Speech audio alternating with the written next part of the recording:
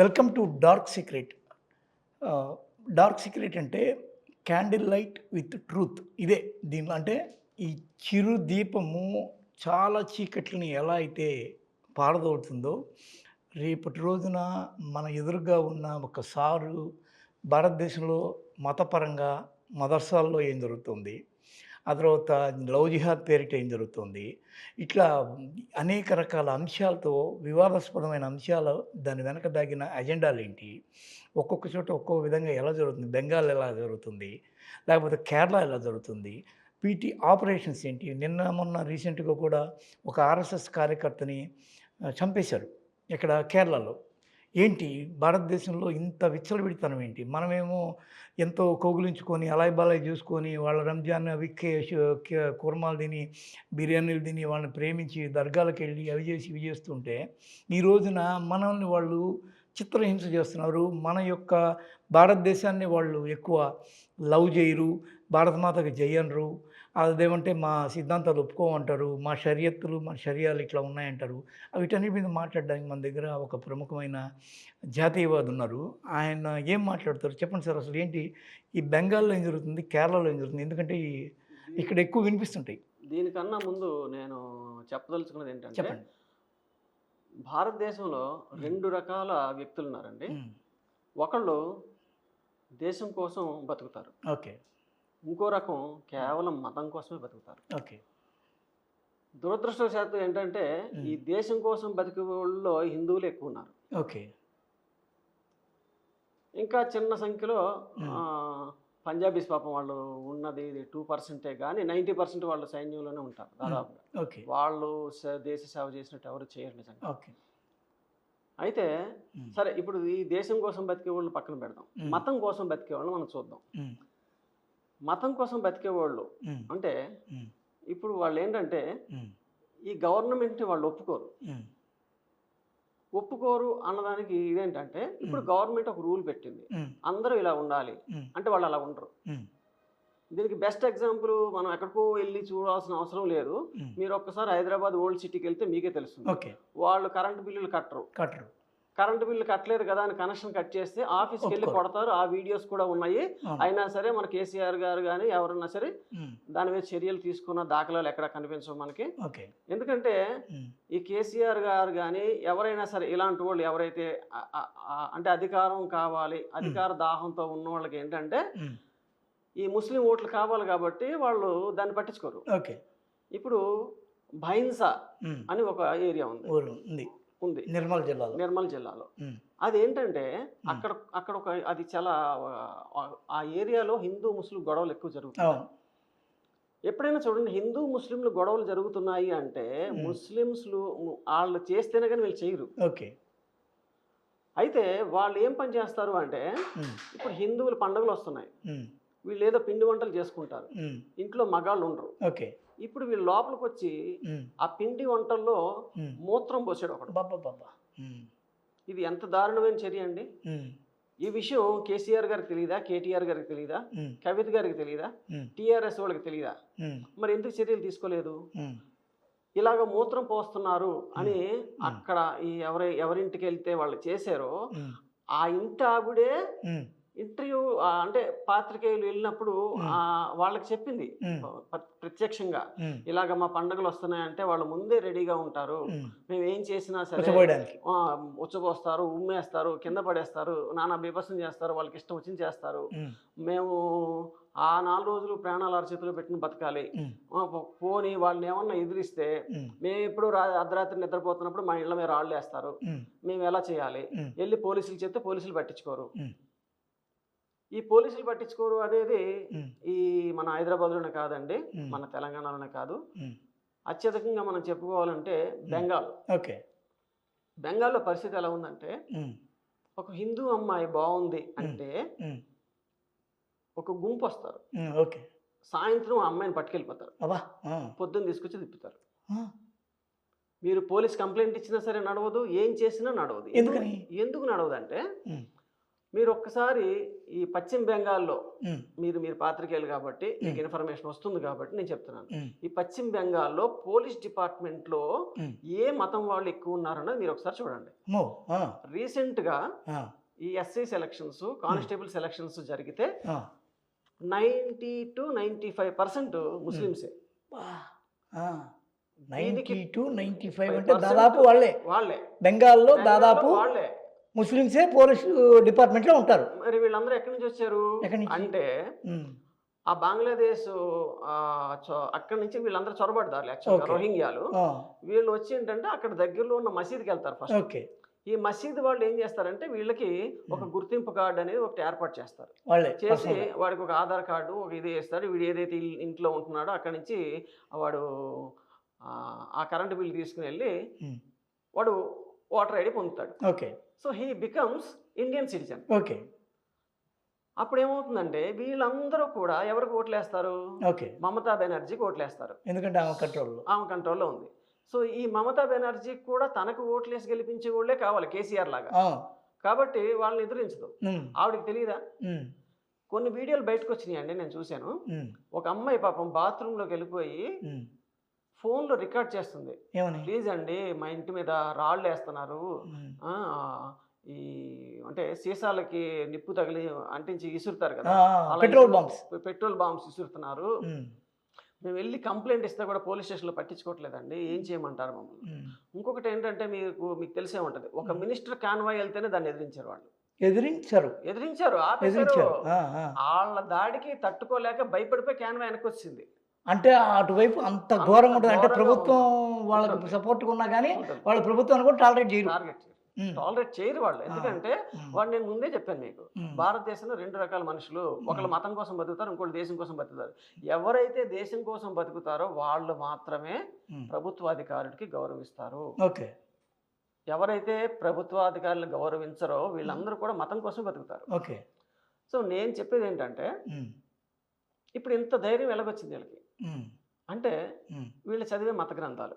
ఇప్పుడు భగవద్గీతలో ఎక్కడా కూడా దేవుణ్ణి నమ్మని వాడిని చంపేయి అని ఎక్కడ కూడా లేదండి. ఓకే. కానీ హింసను ప్రేరేపిస్తుంది భగవద్గీత అని ఒక పేరుంది. ప్రేరేపించడం అనేది కాదండి. భగవద్గీత ఎప్పుడు కూడా ధర్మయుద్ధం చేయమంటది. నీ మీదకి ఎవడన్నా వస్తే వాడిని ధర్మయుద్ధం చేయని చెప్తుంది. ఇప్పుడు మరి శ్రీకృష్ణుడు చేసింది తప్పే కదా అంటారు, కానీ దానికి చాలా రకాల కారణాలు ఉంటాయి. కానీ అలా చేసిన వాళ్ళు చాలా తక్కువ మంది అండి. ఇప్పుడు నిజంగా మన మన మన హైందవ జాతిలో పుట్టినటువంటి చక్రవర్తులు కానీ రాజులు కానీ మీరు ఎవరినైనా తీసుకోండి, గత 1000 సంవత్సరాల్లో వీళ్ళు పరాయి దేశం మీద ఎక్కడ దండెత్తిన దాఖలాలు లేవు. ఇండియన్ ఆర్మీ కూడా అంతే, ఇప్పటి వరకు ఎవరిది ఏ దేశం మీద దండెత్తలేదు, యుద్ధం చేయలేదు. వస్తే అటాక్ ఆపుకుంటారు, డిఫెన్స్ చేస్తారు. ఆపుకోవడం కాదండి, మనకి 72లోనో ఎప్పుడో పాకిస్తాన్తో యుద్ధం జరిగింది. జరిగితే మన వాళ్ళు కరాచీ వరకు కొట్టుకెళ్లారు. అంటే కరాచీ వరకు పాకిస్తాన్ మందే యాక్చువల్గా, అంతే కదా. కాకపోతే మన దురదృష్టవశాత్తు ఇందిరాగాంధీ గారు ఆవిడ ప్రధానమంత్రిగా ఉండబట్టి తిరిగి మళ్ళీ పాకిస్తాన్ ఇచ్చేసారు. ఓకే. సో ఇక్కడ ఏం జరుగుతుందంటే, దేశభక్తులు ఉన్నా కూడా మన దగ్గర చాలా మందికి ఏంటంటే, ఈ పరాయోడు వచ్చాడు ఆడు మనల్ని ఏం చేస్తాడులే అనుకుంటున్నాం. ఇది ఇప్పుడు బుద్ధి కాదండి, ఇది మన నరాల్లో జీర్ణించుకుపోయింది కొన్ని వందల సంవత్సరాల నుంచి. కాబట్టి ఫస్ట్లో ఎప్పుడో వచ్చారు, ఆంగ్లేయులు వచ్చారు, డచ్ వాళ్ళు వచ్చారు, ఇంకొకళ్ళు వచ్చారు. వీళ్ళందరూ కూడా వ్యాపార నిమిత్తం వచ్చి భారతదేశాన్ని చూసి, ఇది ఇంత సుసంపన్నమైనటువంటి దేశం, ఇక్కడ ఇంత బంగారం ఉంది, ఇన్ని వజ్రాలు ఉన్నాయి అని వ్యాపారం మిషతో ఇక్కడికి వచ్చి ఇక్కడ మన వాళ్ళని లొంగ తీసుకొని ఆ డబ్బంతా కూడా, ఆ ధనం అంతా కూడా వాళ్ళ దేశానికి తీసుకెళ్ళిపోయారు, కొల్లగొట్టారు. ఇంగ్లాండ్ అనేది ఏంటంటే వాళ్ళ దేశ వృత్తి ఏంటి చెప్పండి? ఇప్పుడు మన భారతదేశం ఉందండి, భారతదేశంలో ప్రధానమైన వృత్తి ఏంటంటే ఒకప్పుడు వ్యవసాయం అని చెప్పేవారు. సో ఇప్పుడు చాలా ఇండస్ట్రీస్ వచ్చినాయి కాబట్టి ఇంకోటి వచ్చినాయి కాబట్టి చెప్తాం. కానీ మీరు ఒక 50 సంవత్సరాల క్రితం వెళ్ళినా సరే భారతదేశంలో ప్రధానమైనటువంటిది ఏంటంటే వ్యవసాయం అని చెప్పేవారు. అలాగా ఇంగ్లాండ్కి ఏంటి చెప్పండి? దోపిడీ. వాళ్ళు ఏంటంటే సముద్రపు దొంగలు. ఇప్పుడు మన దగ్గర ఏ పండిన పంటలు, ఈ పంట మనం తీసుకుని వెళ్ళి ఎవరో కొంతమంది వర్తకులు ఉంటారు, వీళ్ళు ఏంటంటే ఈ రైతుల దగ్గర కొన్నవి తీసుకెళ్ళి విదేశాల్లో ₹1 ఎక్కువగా అమ్ముకుందాం, అంటే అప్పుడు రూపాయలు లేవు కానీ చెప్తున్నాను, కొన్ని నాణాలకు ఎక్కువ అమ్ముకుందాం అని సముద్రంలో వెళితే సముద్రం మీద ఏ వాడు వచ్చినా సరే వాళ్ళు దాడి చేసేవారు. ఓకే. ఓకే. నేను అడిగేది ఏంటంటే ఇప్పుడు సరే ఇప్పుడు మీ పాయింట్కి వద్దాం. మీరేం చెప్పారు? ఏమడిగారు? వెస్ట్ బెంగాల్లో ఇక్కడ రోహింగ్యాలు ఉన్నారు. ఎంతమంది ఉన్నారు? కాదు ఎంతమంది ఉన్నారని మీరు అనుకుంటున్నారు? 10 లక్షలు ఎంతన్నా ఉండొచ్చేమో. 10 లక్షలు కాదండి, దాదాపుగా 6 కోట్లకి ఎక్కువ మంది ఉన్నారండి. బెంగాల్ ఇది ఎంతండి? బెంగాల్ కాదండి, ఓవరాల్ ఇండియాలో 6 కోట్ల మంది ఉన్నారు. వాళ్ళందరూ కూడా బెంగాల్ నుంచి వచ్చిన వాళ్ళే. ఓకే. ఆ బార్డర్లోంచి. ఇప్పుడు మొన్న పాకిస్తాన్ పరిస్థితి ఏమైందండి? అడుక్కు తింటుంది. మనం చూసాము, గోధుమ పిండి కోసం కొట్టుకుంటున్నారు. మనకి ఇప్పుడు బెంగాల్ కేంద్రంగా, కేరళ కేంద్రంగా జరుగుతున్న అకృత్యాలు, మతము, విధ్వంసము, ద్వేషాలు, పాత బస్తీకి ఉన్న లింకులు, టెర్రరిజము, దేనికైనా సరే మనం చదివేటటువంటి విద్య మనల్ని ముందుకు తీసుకెళ్తుందండి. ఇప్పుడు ఈ ముస్లిమ్స్లో ఏమవుతుందంటే, ఈ ముస్లిమ్స్ మదర్సాలో చదువుకుంటారు ఫస్ట్. ఓకే. వాళ్ళలో కొంతమంది స్కూల్కి వెళ్తారు, కొంతమంది స్కూల్కి వెళ్ళరు. ఈ మదర్సాలో ఏ రోజైనా సరే మీరు ఏ మదర్సా కన్నా వెళ్ళండి, నేను ఓపెన్గా చెప్తున్నాను, ఏ మదర్సా కన్నా మీరు వెళ్ళండి, ఒక్కళ్ళన్నా సరే జనగణమన పాడగలరా, ఒక్కళ్ళైనా సరే వందే మాత్రం పాడగలరా అంటే పాడరండి. ఎందుకంటే వాళ్ళకి జనగణమన వందే మాత్రం అక్కడ చెప్పరు, అక్కడ ఖురాన్లో ఉన్నాయో చెప్తారు. ఖురాన్ ఏం చెప్తుందంటే, నువ్వు మానవత్వంతో ఉండు, నువ్వు శాంతి సౌభ్రాతత్వంతో ఉండు, నువ్వు పక్కవాడిని ప్రేమించు, ఇవన్నీ కూడా పక్కోడు ముస్లిం అయినప్పుడు. అంతేగాని సాటి మతస్థుడితో, వేరే మతస్థుడు, అన్య మతస్థుడితో కుదరదు. సమస్య లేదు. సాటి మతస్థుడనే ఇవన్నీ అవుతాయి. వాళ్ళు అల్లాని ఎవరైతే నమ్మరో వాళ్ళని కాఫీర్లు అంటారండి. ఈ కాఫీర్ అనేవాడు ఎంత మంచివాడైనా సరే, ఎంత మహాత్ముడైనా సరే వాడిని చంపేస్తారు. ఓకే. ఎందుకంటే వాడు అల్లాని నమ్మడు కాబట్టి. ఇదే పాయింట్ బైబిల్లో కూడా ఉందండి. బైబిల్లో ఏముందంటే, యెహోవాని నమ్మని వాళ్ళని తిరగలి రాయ అంటే తిరిగేటి రాయ నడుంకు కట్టి సముద్రంలో పడేయమని ఉందండి బైబిల్లో ఉంది. సో నేను ఇంకోసారి నాకు కలెక్ట్ చేయనప్పుడు నేను ఎగ్జాక్ట్గా అది ఏ అధ్యాయము ఏ వాక్యం అనేది కూడా మీకు నేను చెప్తాను. ఓకేనా? సో ఐ హ్యావ్ సీన్, నా ఫోన్లో ఎక్కడ ఉన్నాయి చూడాలి. ఇప్పుడు ఇదంతా పక్కన పెడితే నేను బేసికల్గా జనరల్గా మాట్లాడేది ఏంటంటే, అంటే అందరికీ సాక్ష్యాలు దొరకాలని నేను చెప్తున్నాను. ఇప్పుడు కడపలో ఫర్ ఎగ్జాంపుల్, కడపలో మీరు ముస్లిమ్సే, మీకు ఎప్పటి నుంచి ఎమ్మెల్యే కూడా ముస్లిమే. మీకు కడపలో గుళ్ళు కన్నా మసీదులు ఎక్కువ ఉన్నాయండి. అయితే నేను ఉండొద్దని నేను అనట్లేదు. అందరికీ ఇక్కడ ఈ దేశంలో అందరికీ బతికే హక్కు ఉంది. కాకపోతే ఒకరిని చంపే హక్కు ఒకరికి లేదు, ఒకరిని దోచుకునే హక్కు ఇంకొకరికి లేదు. ఇవేంటంటే ప్రభుత్వాలు వీళ్ళకి ఓటు బ్యాంకు వీళ్ళు కదా అని వాళ్ళ మీద కొంచెం ఉదారత చూపించి చూసి చూడనట్టు వదిలేస్తున్నాయి.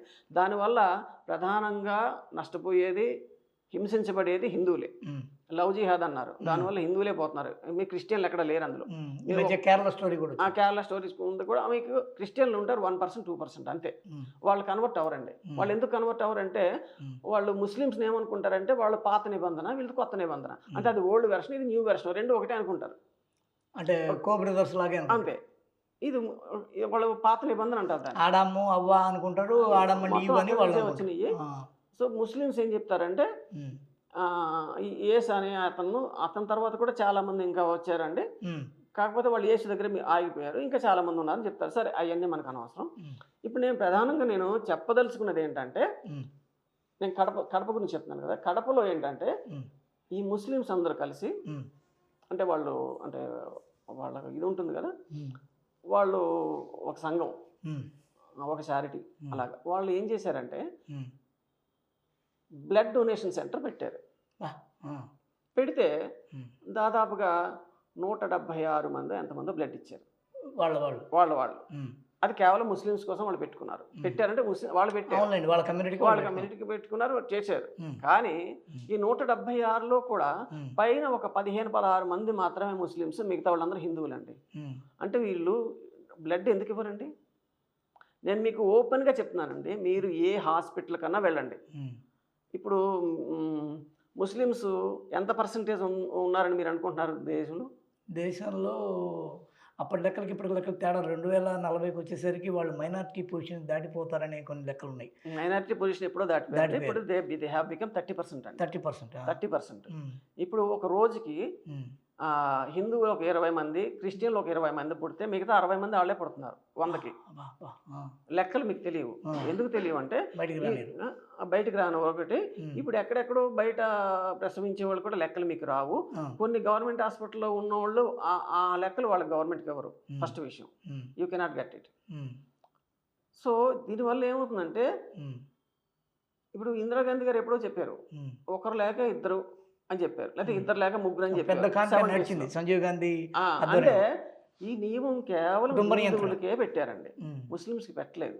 ఎందుకంటే వాళ్ళకి సపరేట్ లా ఉంది, వాళ్ళకి సపరేట్ అన్ని సపరేట్ ఉన్నాయి. ఇంకో విషయం ఏంటంటే, దురదృష్టకరమైన విషయం ఏంటంటే, వాళ్ళు ఐఏఎస్ ఎగ్జామ్ పెడితే ఉర్దూలో కూడా పెడుతున్నారండి. ఎందుకు పెట్టాలండి ఉర్దూలో? ఇప్పుడు ఉర్దూ పేపర్ దిద్ది వాళ్ళు ఎవరు? ఉర్దూ వాళ్ళే. హ్యాపీగా సీట్ వస్తుంది మీకు. ఓకేనా? మరి ఇప్పుడు ఇది ఇప్పుడు మనం లౌకిక దేశం అని, అదని ప్రజాస్వామ్య దేశం అని ఎందుకు అంటామండి? నాకు అర్థం కాదు. ఇప్పుడు వాళ్ళకి మనం అంటే పడదండి, క్రిస్టియన్లకు కూడా పడదు. ఎందుకు ప్రధానంగా పడదు అంటే, మనం విగ్రహారాధన చేస్తామని వాళ్ళకి పడదండి. అంటే కేవలం విగ్రహారాధన చేస్తున్నాం అన్న ద్వేషంతోనే మనం చూస్తారు తప్పించి, హిందువులు అనేవాళ్ళు సమాజానికి ఉపయోగపడుతున్నారు. మనం గుళ్ళోకి వెళ్ళి మనం డబ్బులు వేస్తే ఆ డబ్బులు గవర్నమెంట్కి ఉపయోగపడుతున్నాయి. ఏ చర్చి డబ్బులు కానీ, ఏ మసీదు డబ్బులు కానీ మీకు ఉపయోగపడుతున్నాయా నాకు చెప్పండి. ఉపయోగపడవు, సరే కదా? మన హిందువులు పూజించే సాయిబాబా, ఈ సాయిబాబా ట్రస్ట్ ఏదైతే ఉందో, ఈ ట్రస్ట్ గుడున్న చోట మాత్రం వాళ్ళు ఏదో సేవ చేస్తారు. అంటే మెడికల్గా దానికి పరంగా కొంచెం భోజనాలు పెడతారు, సంథింగ్. ఓకే. నేను అనేది ఏంటంటే, ఇప్పుడు మనం రామ మందిర్ కట్టుకున్నాం, కోర్టులో గెలిచాము, రామ మందిర్ కట్టుకున్నాం, అయోధ్యలో కట్టుకున్నాం. ఈ రామ మందిర్కి మీరు కొద్దిగా ముందుకెళ్లే ముందు ఒక ప్రశ్న. ఇందాక కడపలో 170 మంది రక్తం ఇస్తే 15 మంది ముస్లింలు ఉన్నారు అనే దాని డీటెయిల్ రాలేదంటే ఏంటంటే, వీళ్ళ ఖురాన్ ప్రకారం వీళ్ళ బ్లడ్ ఎవరు, వీళ్ళు అవయవ దానం చేయరండి. మీరు కావాలంటే అవయవాలు ఎక్కడెక్కడైతే దానం చేస్తారో హాస్పిటల్కి వెళ్ళి you see the list of donation, అంటే డోనర్స్. ఈ డోనర్స్ ఎంతమంది ఉన్నారో మీరు ప్రతి హాస్పిటల్కి మీరు వెళ్ళండి. ఇప్పుడు నేను చెప్పాను కాబట్టి మీరు రేపటి నుంచి అదే పనిలో ఉండండి. ప్రతి హాస్పిటల్కి వెళ్ళండి, you take the list of donors. తీసుకుని ఇందులో సమాజంలో ఎంతమంది ముస్లిమ్స్ ఉన్నారు, 30% ముస్లిమ్స్ ఉన్నారు కదా, ఆ లిస్ట్లో 30% ముస్లిమ్స్ ఉన్నారు లేదో మీరు చూడండి. ఉండరు. క్రిస్టియన్లు కూడా ఎక్కువ ఉండరు. అర్థమైందండి?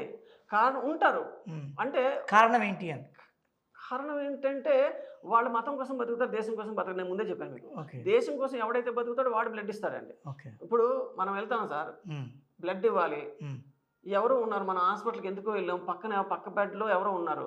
అయితే మీకు ఒక మాట చెప్తానండి, మొన్న కరోనా అప్పుడు విపరీతమైన సోషల్ సర్వీస్ చేసింది, ఆ శవాలను మోసింది, హిందువులైనా చూడకుండా మోసింది అంతా ముస్లిం యూత్, ముస్లిం కమ్యూనిటీకి సంబంధించిన వాళ్ళు. ఎక్కడో ఒక్క చోట ఉండే, ఎక్కడో ఒక చోట అయితే దాన్ని మీరు భూతద్దం పెట్టి దేశం అంతా చేశారని మీరు చెప్తున్నారు. ఎక్కువ వార్తలు వచ్చాయి. నేను అడిగే క్వశ్చన్ మీ సమాధానం చెప్పండి. మీకు ఆ వీడియో ఎక్కడి నుంచి వచ్చింది? ఫస్ట్ విషయం. రెండోది, అక్కడ కాకుండా ఇంకెక్కడైనా చేశారా? అర్థమైందా? అది ఒక్కటి బయటకు వస్తే దాన్ని భూతద్దంలో చూపిస్తారండి. ఇప్పుడు నేనైతే అక్కడ చూడలేదు సార్. లేదు, వార్తలు వచ్చాయి. హిందువులే వాళ్ళ బంధువులు చనిపోయాక వాళ్ళంతా దూరంగా ఉంటే ముస్లిం వచ్చి భయపడకుండా ఆ శవం బయట ఉంటే వాళ్ళు అటు ఇటు చూసారు, ఎవరు రాలేదు. వీళ్ళే, వాళ్ళందరూ తెల్ల బట్టల్లో ఉన్నారు, వాళ్ళే ఆ శవాన్ని మోసుకెళ్ళి తీసుకెళ్లారు. వాళ్ళందరికీ కూడా నేను పాదాభివందనం చేస్తున్నానండి. అర్థమైందండి? ఎవరైతే హిందువుల పట్ల ప్రేమని, దయని చూపించి శాంతిగా ఉంటారో వాళ్ళు ముస్లిం అయినా క్రిస్టియన్ అయినా వాళ్ళ పాదాలకి నేను నమస్కరిస్తున్నాను. అర్థమైందండి? మీకు వాళ్ళతో ఇబ్బంది లేదు.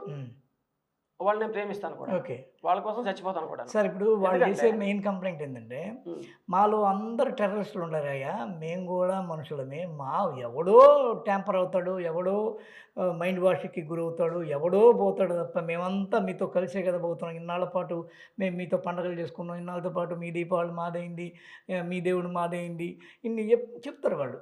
బయటికి చెప్తారండి, కాకపోతే సైలెంట్గా వీళ్ళకంటూ ఒక ఇది ఉంటుంది, ఒక దాన్ని ఏమంటారు, ఒక షరియా ఒక ఉంటుంది, దాన్ని వాళ్ళు ఫాలో అవుతారు. ఫస్ట్ విషయం. ఇంకొకటి నేను అందుకే చెప్తున్నాను సార్, ఇప్పుడు ఒంగోలులో మా ఫ్రెండ్ ఒక ఆయన ఒక ముస్లిం కాలేజ్లో జాయిన్ అయ్యాడు. జాయిన్ అయితే ఆయన బ్రాహ్మణు, వాళ్ళ తాత ముత్తాతల కాలం నుంచి వాళ్ళ ఇంట్లో బయటికి వెళ్ళేటప్పుడు పూజ చేసుకుంటారు, బొట్టు పెట్టుకుంటారు, అవునండి, బొట్టు అవును. పెట్టుకుని వెళ్తారు. అది వాళ్ళ కమ్యూనిటీ అలవాటు. అలవాటు. ఉమ్, ఈ ముస్లిం కాలేజీలో ఏమన్నారంటే, బొట్టు పెట్టుకుని సార్ మీరు బొట్టు పెట్టుకుని రాకూడదండి అన్నారు. ఆయన ఏమన్నాడంటే, సార్ నేను సరే మీరు చెప్పినట్టే చేస్తాను సార్, నాకు రిటర్న్గా ఇవ్వండి, మీరు ఓరల్గా చెప్తే నేను వినను, ఒక ఆర్డర్ రాగా ఒక ఆర్డర్ లాగా మీరు ఇచ్చేయండి నాకు, ఇస్తే నేను అప్పుడు నేను పాటిస్తాను, మీరు నోటితో చెప్తే నేను పాటించను అన్నాడు.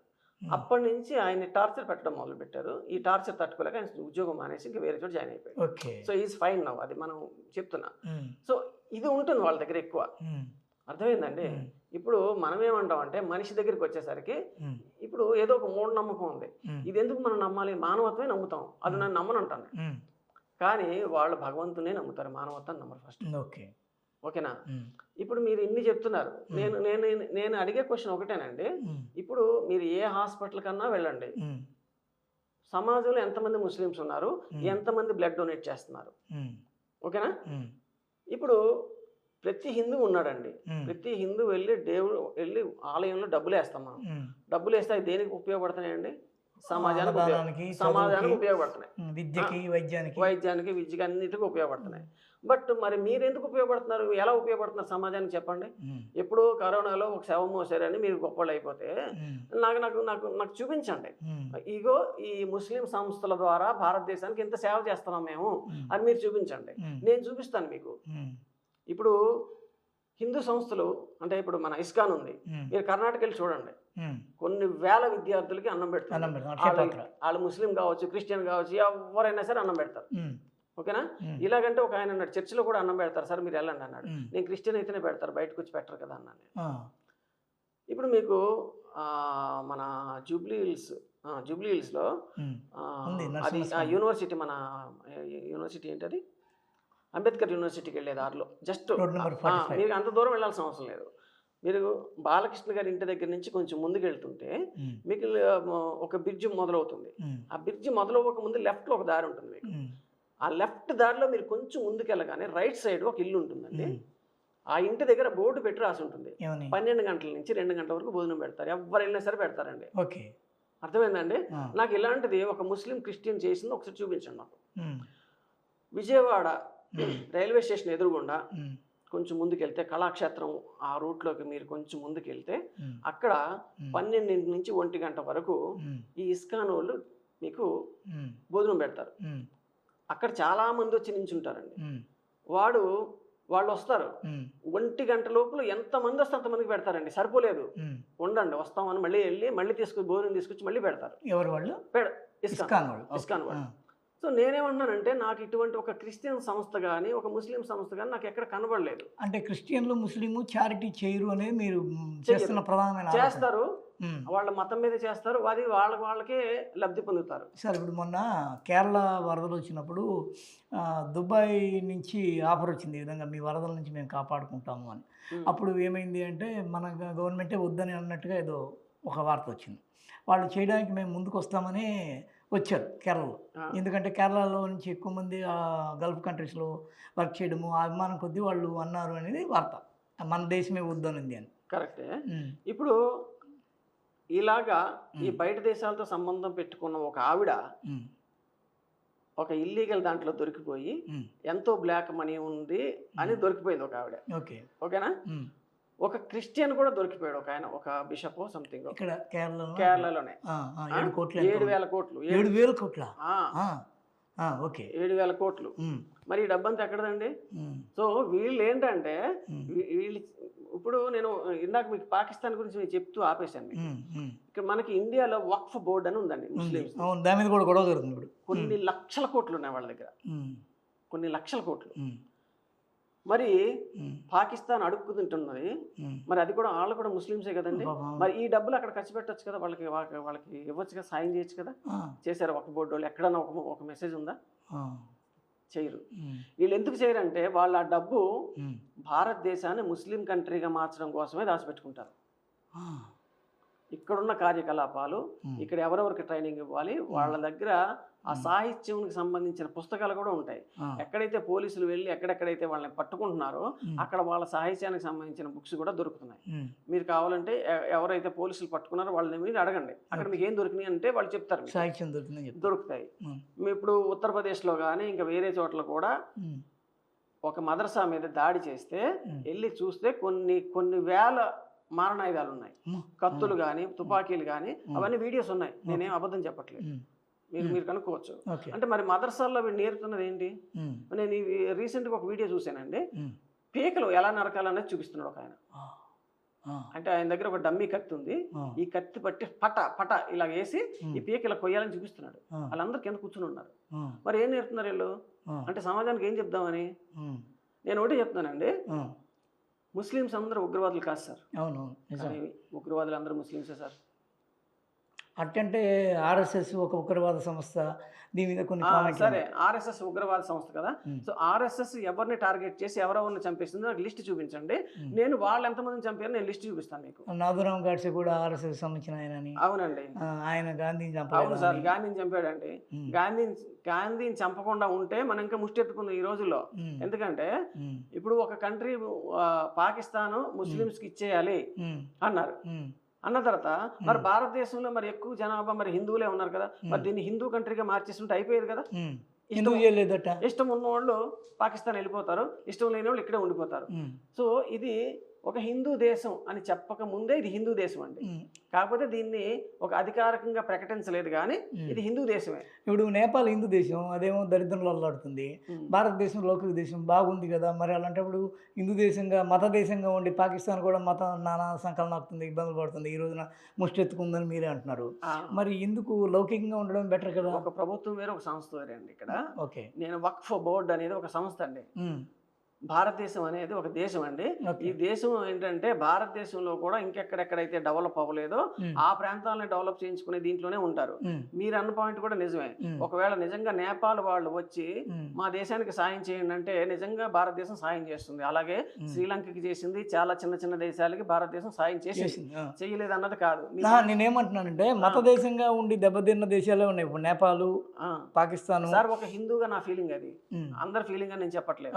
ఒక హిందూగా నా ఫీలింగ్ అది. ఇప్పుడు నేపాల్ హిందూ దేశం కదా, మన ఈ మంది కూడా హిందూ దేశం కదా, ఎందుకు ఇవ్వట్లేదు అంటున్నారు మీరు. కాదు, హిందూ దేశంగా ఉన్న నేపాల్ చాలా కష్టాలు పడుతుంది, పేద కంట్రీ అది. అవునన్నా కాదన్నా వాడు ఇక్కడికే వస్తాడు ఉద్యోగం. పాకిస్తాను ముస్లిం కంట్రీ, అది కూడా దరిద్రాన్ని అనిపిస్తుంది. ఇందాక మీరు అన్నారు. ఇప్పుడు ఒక మతపరమైన దేశంగా ఉండడము దాదాపు అది చాలా సమస్యల్లో కూరుకుపోవడంతో సమానంగా ఈ రెండు ఎవిడెన్స్లు కనిపిస్తున్నాయి మనకి. ఎవిడెన్స్లు కలుస్తున్నాయంటే ఒకటండి, ఇప్పుడు నేపాల్ కష్టాల్లో ఉంది కాబట్టి ఇప్పుడు నేపాల్ వాళ్ళు వచ్చి ఇక్కడ హ్యాపీగా పని చేసుకుంటున్నారు, దాన్ని ఏమి భారతదేశం అడ్డుకోలేదే.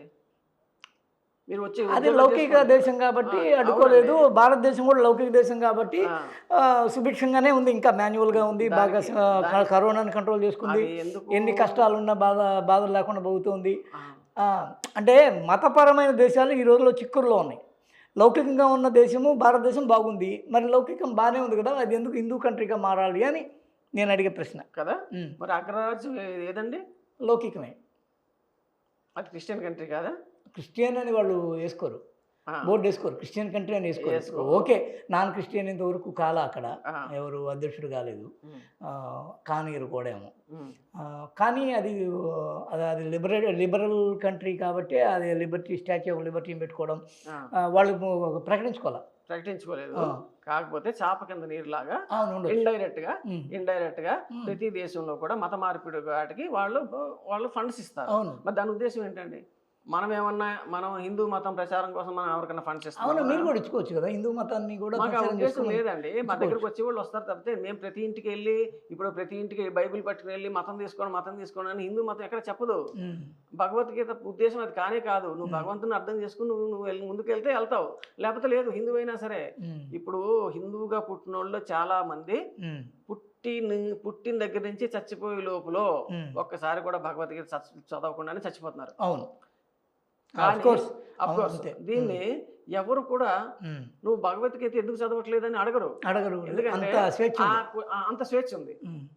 కానీ ఒక ముస్లిం కుటుంబంలో పుట్టినవాడు ఖురాన్ చదవకపోతే వాళ్ళ ఇంట్లో వాళ్ళు ఒప్పుకోరు. ఒక ఓకే. క్రిస్టియన్ కుటుంబంలో పుట్టినవాడు బైబిల్ చదవకపోతే వాళ్ళ ఇంట్లో వాళ్ళు ఒప్పుకోరు. ఉమ్, ఓకేనండి. ఉమ్, ఇప్పుడు నేను అనుకున్న పాయింట్ ఏంటంటే ఇండియాలో ఉన్నటువంటి ముస్లిమ్స్ కానీ క్రిస్టియన్లు కానీ అంటే వాళ్ళంటే మాకు గౌరవం ఉంది, వాళ్ళు మేమేం చెయ్యము అంటే అంటిల్ అన్లెస్ వాళ్ళు ఏదో దాడి చేస్తే వీళ్ళు దాడి చేస్తున్నారని 10 మందికి చూపించడం కోసం ఏదన్నా కొంచెం గొంతు తెచ్చుతాం కానీ ఉమ్. డైరెక్ట్గా వెళ్ళి దాడి చేయడం, వాళ్ళని నాశనం చేసేయడం అనేది మనకు లేదు అసలు. ఆ బ్లడ్లో లేదు, లేదు, లేదు కల్చర్లో అసలు. లేదు. లేదు. ఉమ్, నేనేం లేదు కాబట్టి ఇంత దూరం చెప్తున్నానంటే వచ్చారు. నేనేం చెప్తున్నానంటే ఉమ్, ఇప్పుడు ఇక్కడ భారతదేశంలో ఉన్నటువంటి క్రిస్టియన్లు కానీ హిందువులు ముస్లింలు కానీ అర్థం చేసుకోవాల్సింది ఏంటంటే ఒక హిందువుగా నేను చెప్తున్నానండి, మీరు ఇప్పుడు ఫ్లైఓవర్ వేశారు సార్, ఉమ్, ఫ్లైఓవర్ మీద మీరు స్వేచ్ఛగా బండి వేసుకుని వెళ్ళిపోతున్నారు సార్, అవును. అవునా? ఉమ్, ఆ ఫ్లైఓవర్ ఎలా వేశారు? పన్నుల ద్వారా పన్నుల collection ద్వారా. చేయడం. కదా? ఉమ్, ఈ పన్నులు ఎవరు ఎక్కువ కట్టారండి? హిందువులు. అవునా? ఉమ్, అంటే ఉమ్, దాదాపు 80% హిందువులు కట్టింది అది. అవును అంతేగా. అవునా? ఉమ్, సో ఇప్పుడు ముస్లింలు కానీ క్రిస్టియన్లు కానీ ఈ దేశంలో అనుభవిస్తున్నట్టు అన్నీ కూడా 80% హిందువుల ద్వారా వచ్చినవే. అంతేగా. నీకు ఇంటికి వచ్చే సంక్షేమ పథకాలు కూడా ఉమ్, హిందువుల డబ్బుతో వచ్చినవే. అంతేగా. అటువంటప్పుడు హిందువుల్ని చంపాలి, వాళ్ళ అమ్మాయిల్ని నాశనం చేయాలి అనే ఒక ఆలోచన ఎంత నీచమైందండి. అవును. ఈ లవ్ జిహాద్ కూడా ఏంది, ఈ కేరళ స్టోరీ ఏంది? కేరళ స్టోరీ అంటే నేను చూడలేదు, కానీ దాని ఉద్దేశం ఏంటంటే ఉమ్, నాకు తెలుసు వాళ్ళ ఉద్దేశం ఏంటంటే ఉమ్. దాని మీద ఈ ఇందాక మధ్య మీకు తీర్పు కూడా చెప్పాను, వచ్చింది. ఇందాక మీకు చెప్పాను నేను, ఉమ్, ముస్లిమ్స్ అందరూ ఉగ్రవాదులు కాదు, కానీ ఉగ్రవాదులు అందరూ కూడా ముస్లిమ్సే. సో వీళ్ళేం తక్కువ లేరు సంఖ్యలో. ఉగ్రవాదులు అనేవాళ్ళు సంఖ్యలో మీకు తక్కువ లేరు. ప్రపంచవ్యాప్తంగా చూసుకుంటే ప్రతి కంట్రీలోని ముస్లిం ఉగ్రవాదులు ఉన్నారు. ఈవెన్ మీ రష్యా చెచెన్యాకి వెళ్ళినా సరే అక్కడ ఉంటారు ఉగ్రవాదులు. ఓకేనా? సో ఈ ఉగ్రవాదులు ఉమ్, పెళ్ళం బిడ్డలు వదిలేసి ఎక్కడో దూరంగా ఉంటారండి. ఉమ్. మరి వాళ్ళకి ఎంటర్టైన్మెంట్ ఏంటి ఒకరు కావాలి. కావాలి కదా? ఉమ్, సో ఇక్కడ వాళ్ళ కోసం ఏం చేస్తారంటే కొంతమందిని వాళ్ళు అడాప్ట్ చేసుకుంటారు, మారుస్తారు. ఓకే. వాళ్ళ లైంగిక అవసరాల కోసం. లైంగిక అవసరాల కోసం మారుస్తారు. ఉమ్, మరి ఆ చేసేవాడు వాడు అక్కను చెల్లిని పంపించవచ్చుగా? ఉమ్, చేయడు. చెయ్యడు. పరాయి మతం నుంచే తీసుకుంటాడు. పరాయి మతాన్ని నుంచే తీసుకుంటారు. ఎందుకంటే పరాయి మతంలో ఆడది అంటే అంత చీపు. ఉమ్, ఇప్పుడు నేను చెప్తున్నానండి మీకు, క్రిస్టియానిటీలో కానీ ఇస్లాంలో కానీ ఉమ్, ఒక స్త్రీని పూజ చేయడం అనేది లేదండి. ఓకే. మనం ఒక సరస్వతీదేవికి పూజ చేస్తాం, ఒక గాయత్రి. దుర్గామాతకి పూజ చేస్తాం, ఒక లక్ష్మీదేవికి పూజ చేస్తాం. ఇవన్నీ పక్కన పెడితే మీరు ఏ గ్రామానికి వెళ్ళినా సరే ఒక గ్రామ దేవత ఉంటుంది అక్కడ. పోలేరమ్మ, ఆ పోలేరమ్మ, ముత్యాలమ్మ, ఇలాగా అంకాళమ్మ, ఉప్పలమ్మ, ఉమ్, అలాగా. ఉమ్, ఇవి తెలంగాణలో నేను కూడా విన్నాను. ఉప్పలమ్మ అని ఆ పొలం దగ్గర ఏదో ఒక విగ్రహం ఏర్పాటు ఎల్లమ్మ, చేసుకుంటారు. ఎల్లమ్మ, ఇవన్నీ కూడా ఏర్పాటు చేసుకుని మైసమ్మ. ఒక స్త్రీని మనం పూజ చేస్తాం.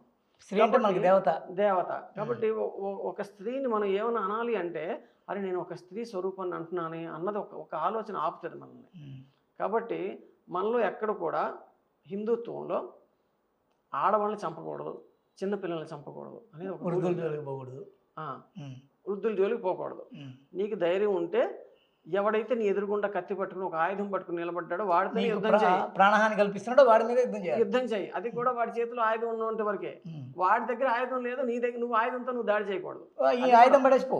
ఆయుధం పడేసి నువ్వు వెళ్ళు, ఉమ్, వాడితో సమవుజ్జిగా నువ్వు పోట్లాడు, గెలిస్తే గెలు, యుద్ధ చచ్చిపోతే నీతి. చచ్చిపో. యుద్ధ నీతి అది. సో మనం ఎప్పటి నుంచో ఇదే పాటిస్తున్నాం. ఉమ్, కాకపోతే మన దేశం మీదకి వచ్చిన వాడు ఎవడు కూడా యుద్ధం ఎవడు డైరెక్ట్గా ప్రకటించలేదండి. గెరిల్లా సో యుద్ధం. దురదృష్టవశాత్తు కొంతమంది ప్రకటించారు. అందులో ఈ వాడెవడు 17 సార్లు దండే తోడిపోయాడు, గజనీ మహమ్మద్ ఒకడు. ఉమ్, సో ఈ మనకి పాఠ్య పుస్తకాల్లో గజనీ మహమ్మద్ 17 సార్లు దండయాత్ర చేసాడు అని చెప్తారే తప్పితే వాడిని 17 సార్లు ఓడించిన వాడు ఎవడో చెప్పాడండి? పృథ్వీరాజ్ చౌహాన్. ఉమ్, ఈ పృథ్వీరాజ్ చౌహాన్ అనేవాడు తలుచుకుంటే నిజంగా భూస్థాపితం చేసేవాడు. ఇప్పుడు భూస్థాపితం చేసి ఉండేవాడు. ఇంకొకటి ఏంటంటే ఉమ్, అసలు భారతదేశాన్ని మొత్తం ఎల్లలు పెంచుకుంటూ పోయి ఉండేవాడు. అవును. ప్రతి రాజుని ఓడించుకుంటూ వెళ్ళిపోయేవాడు. ఉమ్, ఎందుకంటే ఆయన చేతిలో ఉండే శూలం దాదాపు ఎంతో బరువు, దాదాపు ఒక 40 కేజీలు, 50 కేజీలు, 70 కేజీలు అన్నా నాకు తెలియదు, ఉమ్, కనీసం 30-40 కేజీలన్నా ఉంటుంది అది బరువు. ఉమ్, అది మనం బరువు మొయ్యాలంటే మనం మొయ్యలేం అది. ఉమ్, సో అంత పెద్ద రాజు, అశోకుడు అంత పెద్ద రాజు. ఉమ్, వీళ్ళందరూ తలుచుకుంటే ప్రపంచాన్ని ఎప్పుడో జయించి నేలమట్టం చేసేసి ఉండేవాడు. ఉమ్, కాకపోతే మన బ్లడ్లో ఉన్నది ఏంటంటే పక్కనోడు కూడా బతుకుతాడు, మనకి ఎందుకు లేని వదిలేస్తాం, అవును. వాడి పాపాన్ని ఆడైపోతాడు అని వదిలేస్తున్నాం. వాడి కర్మ పాప సిద్ధాంతం నమ్ముతా. వాడి పాపాన్ని వాడైపోతాడు అన్నది ఇప్పుడు మనకు పంపు ఉంచిందండి. ఓకే. ఇప్పుడు ఇవన్నీ పక్కన పెట్టి హిందువులు ఆలోచించాల్సింది ఏంటంటే ఉమ్, మన మీద దాడులు జరుగుతున్నాయి, ఉమ్, ఏదో మన వరకు వచ్చినప్పుడు చూసుకోవచ్చులే అనుకుంటే కష్టం. ఉమ్, ఇప్పుడు వరదలు వచ్చినప్పుడు ఏమవుతుందంటే, ఏమంటే ఆ పై బజారు కొంచెం నీళ్ళు వచ్చేస్తున్నాయండి, పై బజార్ నీళ్ళు వచ్చేస్తున్నాయండి అని చెప్తారు.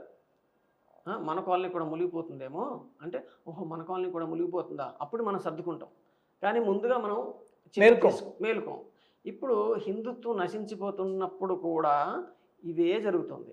మన దాకా వస్తే చూడొచ్చులే, అక్కడెక్కడో బెంగాల్లో జరిగింది, మనకు జరగలేదు కదా అనుకుంటున్నారు వీళ్ళు. కానీ రేపటి రోజున మీ ఇంటికి వచ్చి చంపేవాడు నీ ఇంటి పక్కనోడు కాదు, వాడు బెంగాల్ నుంచే వస్తాడు. అదే గేట్వే. అర్థమైందా? ఇప్పుడు మీ పక్కన అబ్దుల్ అనేవాడు ఉన్నాడు, అబ్దుల్ మీరు చాలా ప్రాణ స్నేహితులు. అంతేగా. వాడు వచ్చి అబ్దుల్కి ఏం చెప్తాడంటే, ఒరే నువ్వు సైడ్ అయిపోరా, నువ్వు చంపలేవు, నువ్వు చంపుతానంటే చంపే, నువ్వు చంపలేవు కదా, నువ్వు పక్క తప్పు, నేను చంపుతా అని వాడు వస్తాడు. ఈ వచ్చిన వాడిని ఈ అబ్దుల్ అనేవాడు ఎదిరించడు అంటే అది ఇస్లాంకి వ్యతిరేకం. కాఫీర్ల మీద అది దండయాత్ర. వాడు ఇస్లాం గురించి, వాడు ఖురాన్ గురించి చెప్తాడు. నువ్వు ఇది కాబట్టి నువ్వు చేయాలి, చేయనంటే వాడిని చంపేస్తాడు ఫస్ట్. కాబట్టి వాడి పిల్లం బిడ్డలు కాపాడుకోవడం ఏం చేస్తాడంటే వాడు పక్క తప్పుకుంటాడు. కాబట్టి మన ఊర్లో ఉన్న ముస్లిమ్స్ మన మీద దాడి చేయరు, దయచేసి అందరూ హిందువులు గుర్తించండి. మన మీద దాడి చేయడానికి బయట దేశం నుంచి రారు. బయట దేశం నుంచి అంటే అదే బంగ్లాదేశ్ నుంచి వచ్చి ఇక్కడ భారతీయ పౌరులుగా మారిపోయిన చేప కింద నీరులాగా మనకి ముక్కు మొహం తెలియనోడే వచ్చి మన మీద దాడి చేస్తాడు, జాగ్రత్తగా ఉండండి. ఇప్పుడు మీకు శ్రీరామనవమికి ఉత్సవాలు జరుగుతాయి, ఊరేగింపు జరుగుతుంది, దాని మీద రాళ్ళు వేసారు తెలుసా మీకు బెంగాల్లో.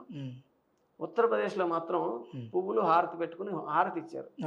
ఎందుకంటే ఆయన బెండు తీస్తాడు అక్కడ, ఒక భయం.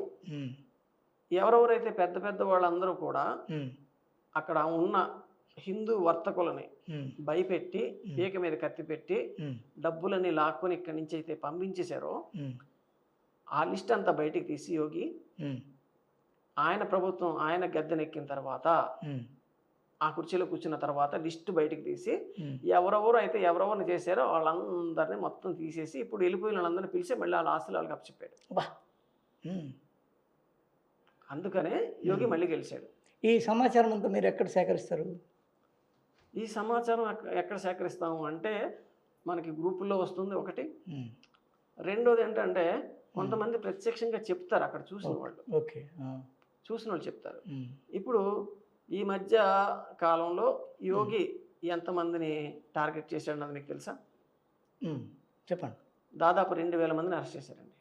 అతీక్ మహమ్మద్ని వాళ్ళు చంపేశారు. సరే, ఎవరు చంపారు? ఇందులో కూడా అతీక్ మహమ్మద్ని వాళ్ళే చంపారు. కుట్ర ఒకరికొకరు. అవును, అంటే ఫ్యాక్షన్ తీర్చుకోవడంలో భాగంగా కక్షంగా వాళ్ళే చంపారు.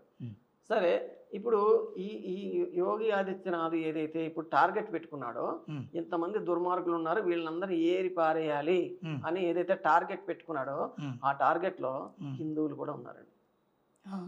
అంటే వాడు చెడ్డోడైతే వాడు హిందువా ముస్లిమా క్రిస్టియన్ ఆయనకు అనవసరం అండి, తీసేయడమే, కలుపు మొక్కను తీసి పడేస్తాడు ఆయన. ఇప్పుడే నాకు ఒక పాయింట్ గుర్తొచ్చింది, మీరు ఏదో చెప్తున్నారు. ఇప్పుడు వీళ్ళు ఏమంటారంటే, మేము ఖురాన్ చదువుతున్నాము, ఖురాన్ చాలా పవిత్రము, అది చాలా పవిత్రం, ఇది చాలా పవిత్రం అంటారండి. కానీ నేను ఒక క్వశ్చన్ అడుగుతున్నానండి, అమ్మాయిల వ్యాపారం చేసేది ఎవరు సార్? దేశం బయట ఎక్స్పోర్ట్ చేసేది ఎవరు చెప్పండి? ముస్లిమ్స్. దొంగ నోట్ల వ్యాపారం చేసేది ఎవరు చెప్పండి? ఆయుధాలు తయారు చేసి చెప్పండి. డ్రగ్స్ తీసుకొచ్చేది ఎవరు చెప్పండి? ఇవన్నీ ఇస్లాంలో ఉన్నాయా? మరి ఎందుకు చేస్తున్నారండి? వ్యాపారం అంటే వాళ్ళకి ఏదో ఒక టార్గెట్ ఉంటుంది, ఆ టార్గెట్ రీచ్ అవ్వాలంటే వాళ్ళకి డబ్బులు కావాలి, ఆ డబ్బులు కావాలంటే ఏదైనా చేస్తారు. ఓకే, అర్థమైందండి? ఇప్పుడు ఒక అమ్మాయిని రేప్ చేసే ముందు వాడికి తెలియదు ఒక అమ్మాయిని మనం రేప్ చేయకూడదని. ఇస్లాం ఏం చెప్తుంది అంటే, కాఫీలు నువ్వేమైనా చేసుకోవచ్చు. ఓకే, ఫ్రీడమ్ ఉంది. అది కాఫీలు కాబట్టి వాడు ఏదైనా చేస్తాడు, వాడి ఇష్టం. ఇంతసేపు మనం ఏంటంటే ఇన్ని రోజులు, ఇన్ని సంవత్సరాల నుంచి, ఇన్ని దశాబ్దాల నుంచి హిందూ ముస్లిం భాయ్ బాయ్ అని ఇదంతా మనం ఇది one side love. Okay, one side love. మంది మనం మీరు ఏ దర్గాకైనా వెళ్ళి చూడండి సార్, హిందువులే ఎక్కువ ఉంటారు.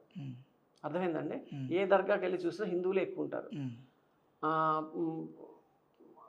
ఒక్కొక్క ఊళ్ళో ఏంటంటే ఈ ముస్లిమ్స్ దిష్టి తీస్తారు, ఒక తాయెత్తు కడతారు, అక్కడికి వెళ్ళి కూడా హిందువులే ఎక్కువ.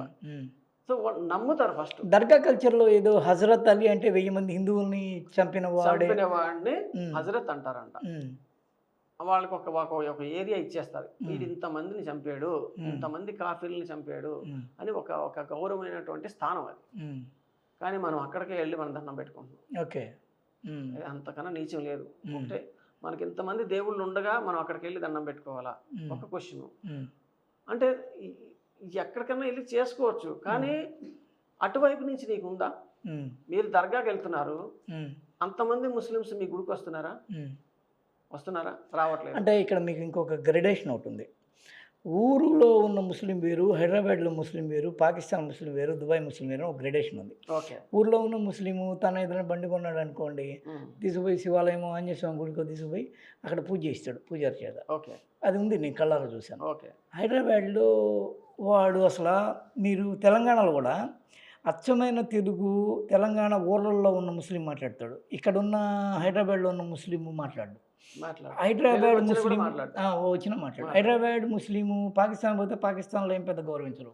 పాకిస్తాన్ ముస్లిం తీసుకుపోయి దుబాయ్లో వాడు పోయి పనిచేయడానికి పోయాడు అనుకోండి, వాడిని ఒక సీక్రెట్గానే చూస్తారు కానీ ఒరిజినల్గా ఏం చూడరు. అంటే ఆ గ్రెడేషన్లో భాగంగా సౌదీ అరేబియా అయితే మీకు వాళ్ళు శిక్షలు ఎక్కువ విధించేది పాకిస్తాన్ వాళ్ళకి. అంటే వాళ్ళకి దొరికేది వీళ్ళే దొంగ బుద్ధులు. ఓకేనా? అవన్నీ ఇండియాలో నడిస్తే కానీ అక్కడ నడవు. ఓకే. ఓకేనండి. టాపిక్ పక్క వెళ్ళిపోతుంది. నేను చెప్దాం అనుకున్నాను మీకు. ఇప్పుడు ఇస్లాం ఇంత పవిత్రం అనుకున్నప్పుడు మీరు అమ్మాయిల్ని ఎక్స్పోర్ట్ చేస్తారు, అమ్మాయిలు పంపిస్తారు, అది తప్పు. ఆయుధాలు సరఫరా చేస్తారు దొంగతనంగా, ఎక్కడో బార్డర్ నుంచి తీసుకొస్తారు, అది తప్పు. దొంగ నోట్లు, అది తప్పు. మరి ఇన్ని తప్పులు ఎలా చేస్తున్నారు? అది తప్పు కాదా? అంటే వాళ్ళకి అది తప్పు అనిపించదండి. మనకి ఏదైతే తప్పు అనిపిస్తుందో, అంటే మానవతా దృక్పథంతో చూస్తే ఏదైతే మీకు తప్పు అనిపిస్తుందో అది వాళ్ళకి తప్పు కాదు. ఇది ఒక అంటే జీర్ణించుకోలేనటువంటి ఒక వాస్తవం. అర్థమైందండి. ఇప్పుడు క్రిస్టియన్లు ఉంటారు, ఇప్పుడు వాళ్ళ ఇంటికి వెళ్ళాం అనుకోండి మనం, వాళ్ళ మాటల్లో వాళ్ళ చేతల్లో ఏంటంటే నువ్వు ఒక రాయిని పూజ చేస్తున్నావు తప్పితే అందులో ఏముంది అన్నట్టుగానే మాట్లాడతారు. ఓకేనండి. ఇప్పుడు చర్చిలో నూనె ఇస్తారండి, తెలుసా మీకు? నూనె, అవును, కొబ్బరి నూనె ఇస్తారు. వాడు మంత్రించిన నూనె అది. బట్టతల పోయిన వాళ్ళకి కూడా తిరిగి వస్తుంది దీన్ని పూసుకుంటే అని ఏదో ఏదో చిన్న కామెడీ వీడియో ఒకటి. అయితే నేను అడుగుతున్నానండి, ఇప్పుడు ఒకవేళ ఆ నూనెకి అంత మహిమ ఉంటే ఆ నూనె తీసుకుని మీరు డైరెక్ట్గా గవర్నమెంట్ హాస్పిటల్కి వెళ్ళొచ్చు కదండి. అక్కడ పాపం చాలా మంది బాధపడుతుంటారు రోగాలతో కదా. అక్కడికి హాస్పిటల్కి ఒక్కడ కూడా వెళ్ళండి. ఎందుకు వెళ్ళరంటే అక్కడ నిజమైన రోగులు ఉంటారు. వీళ్ళు ఏర్పాటు చేసుకున్న సభకు వచ్చే వాళ్ళందరూ కూడా వాళ్ళ బెస్ట్ యాక్టర్స్, వాళ్ళకి నిజంగా ఆస్కార్ ఇవ్వాలి. వాళ్ళు ఏంటంటే మేము ఇలా చేసాం, మాకు అదే అయింది ఇదే అయింది అని చెప్తుంటారు. సో అవ్వచ్చు, నమ్మకం ఒక 1%, 2%, 5%, 10% అవ్వచ్చు, నేను కాదంటలేదు. నేను ఇంకోటి కూడా మీకు చెప్తున్నానండి.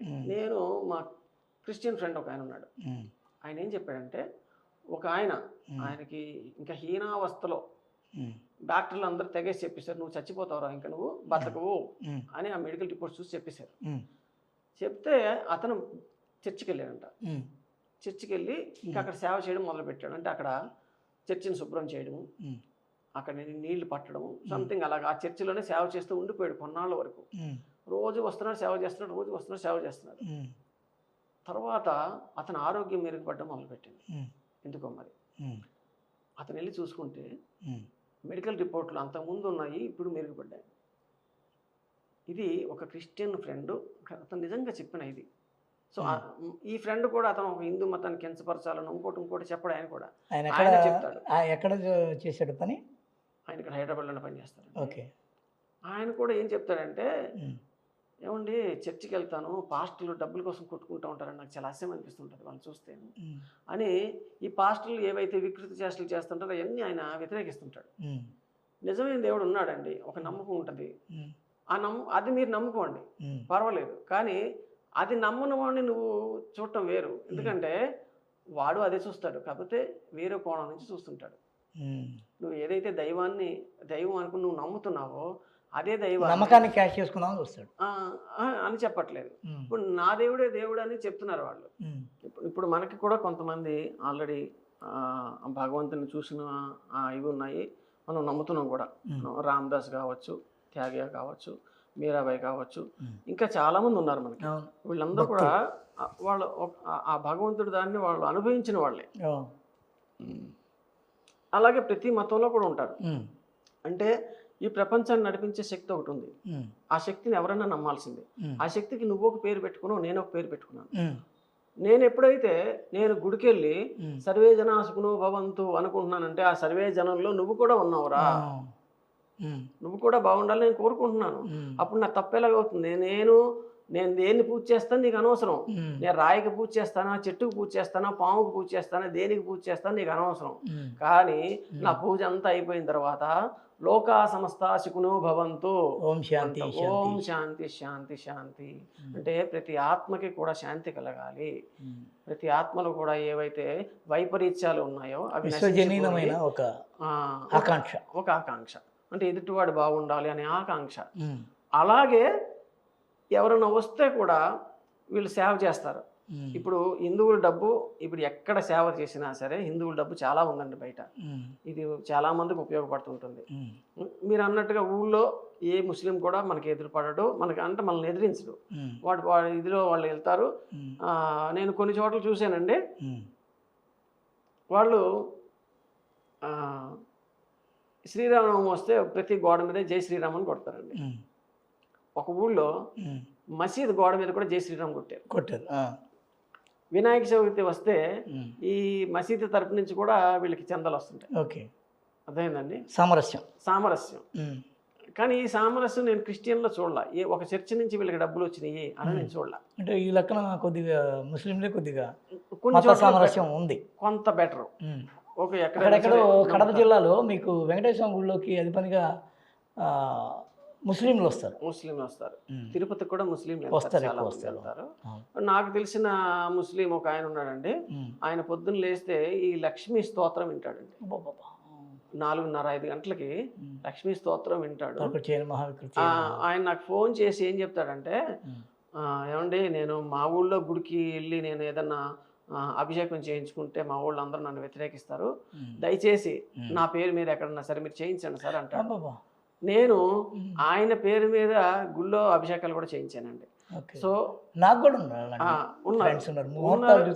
ఫ్రెండ్స్ ఉన్నారు.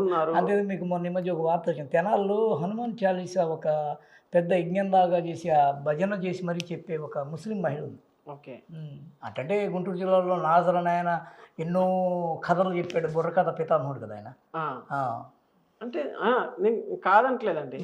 అంటే ఎవరైతే ఈ హిందుత్వాన్ని అర్థం చేసుకొని ఇక హిందూ ధర్మాన్ని, ఇది యాక్చువల్గా మనం మతం అన్నాం, మతం కాదు ఇది ధర్మం అండి.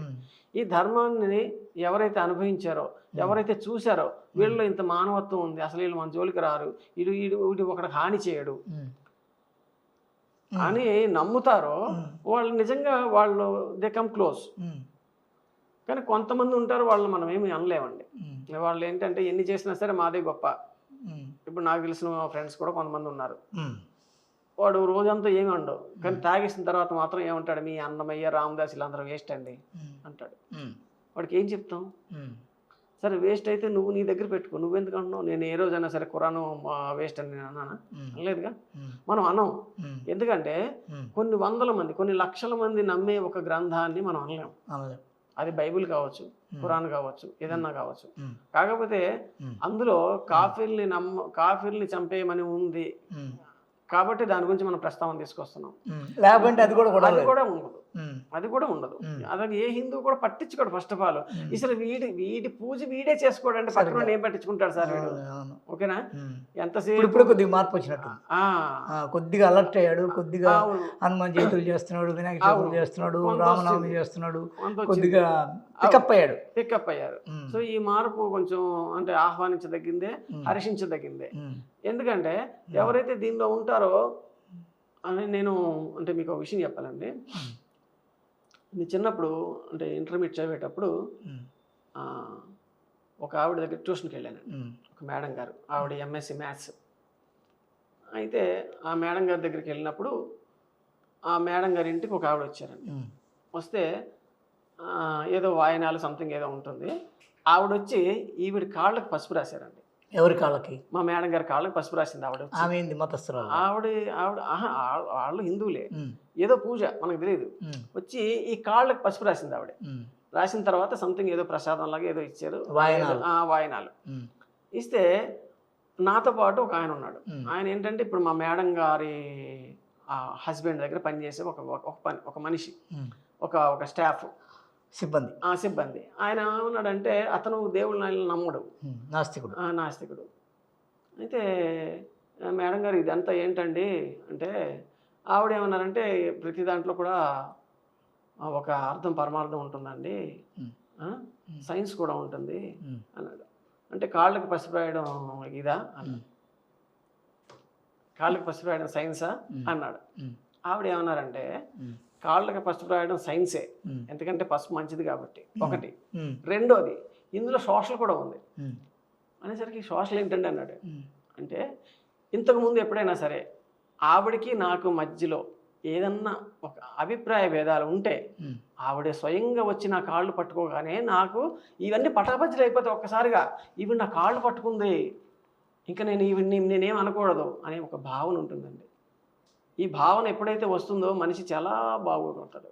ఇప్పుడు అయ్యప్ప స్వాములు కూడా మాల వేసుకుంటే అందరూ వచ్చి కాళ్ళకి దండం పెడతారు. అంటే ఒక చిన్న పిల్లవాడు, 8 సంవత్సరాల పిల్లవాడు, 6 సంవత్సరాల పిల్లవాడు వేసుకున్నా సరే ఒక 60 సంవత్సరాల ముసలివాళ్ళు వచ్చి ఆ కాళ్ళకి దండం పెడతారు. పెట్టినప్పుడు అతను ఏమనుకుంటాడంటే ఈ మాల ఇంత గొప్పదా, నేను మామూలుగా ఉన్నప్పుడు నన్ను తిడతారు కొడతారు, నేను మాల వేసుకుంటే మాత్రం నా కాళ్ళకి దండం పెడతాను, అంటే ఈ మాల గొప్పతనం ఇది కాబట్టి ఇందులో ఎంతో గొప్పతనం ఉంది, నేను ఇలాగే ఉండాలనుకుంటాడు. కొన్నాళ్ళ తర్వాత ప్రతి సంవత్సరం మాల వేసుకుని ఆ మానసిక పరిస్థితి ఏమవుతుందంటే నేను ఎవరిని ఏమీ అనకూడదు, అందరూ నన్ను గౌరవిస్తున్నారు అనే భావనకు వస్తాడు. సో ఇది వేరే దాంట్లో లేదు అని నేను చెప్తున్నాను. ఓకే, ఈ సహనము లేకపోతే ఈ ధర్మము ఇప్పుడు ఇందాక మీరు చెప్పిన పాయింట్కే నేను వస్తున్నానండి. ఇప్పుడు మీ ఊళ్ళో ఎవరో ముస్లిమ్స్ ఉన్నారు, వాళ్ళు గుడికి వెళ్ళి పూజ చేస్తున్నారు అన్నారు కదా. నేను క్వశ్చన్ వేస్తాను మిమ్మల్ని. 1000 మంది ముస్లిమ్స్ ఉన్న చోట, 1000 మంది హిందువులు ఉన్న చోట ఒక ముస్లిం ఉండగలడు. అది ఆల్రెడీ జరుగుతుంది, భారతదేశంలో జరుగుతుంది. 1000 మంది ముస్లిమ్స్ ఉన్న చోట ఒక హిందూ ఉండగలడా? 1000 మంది క్రిస్టియన్లు ఉన్న చోట ఒక హిందూ ఉండగలడా? మీరు చెప్పండి నాకు. ఉంటే నాకు చూపించండి. మార్చేస్తారు, చూపించండి నాకు ఉంటే. మరి ఇప్పుడు ఎవరు చెడ్డవాళ్ళు అండి? ఎందుకంత ఇప్పుడు ఎవరు మత ఛాందసవాదులు? ఎవరు మత ఛాందసవాదులు అండి? జై శ్రీరామ్ అంటే నేను మత ఛాందసవాదినా? తప్పు కదా. నువ్వు ఎలాగైతే నీ దేవుడిని నువ్వు పూజ చేస్తున్నావు, నా దేవుడిని నేను అలా పూజ చేస్తున్నాను. నా ధర్మం నా మనుషుల్ని మీరు చంపేస్తున్నారు, నా మనుషులు అన్యాయం అయిపోతున్నారు, నా ధర్మం అన్యాయం అయిపోతుంది, నా దేశం అన్యాయం అయిపోతుంది. దాన్ని నేను ఎదుర్కొంటే నేను మతతత్వవాదినా? ఎంత తప్పండి. మరి నువ్వు కుదురుగా ఉండు, నువ్వు అటువంటి పనులు చేయకు, నీ జోలికి ఎవరు రారు. నువ్వు ఇన్ని సంవత్సరాలు హిందూ దేశంలో నువ్వు మనగలిగావు అంటే అది హిందూ ధర్మంలో ఉన్నటువంటి ఆ దయ, అంటే ప్రతి మనిషిలో కూడా భగవంతుని చూసేటువంటి ఒక దృక్పథం ఏదైతే ఉందో అది ఎదుటి వాళ్ళకి శ్రీరామ రక్ష. ఓకే, మనం ఎదుటి మనిషిని తొందరగా అనమండి.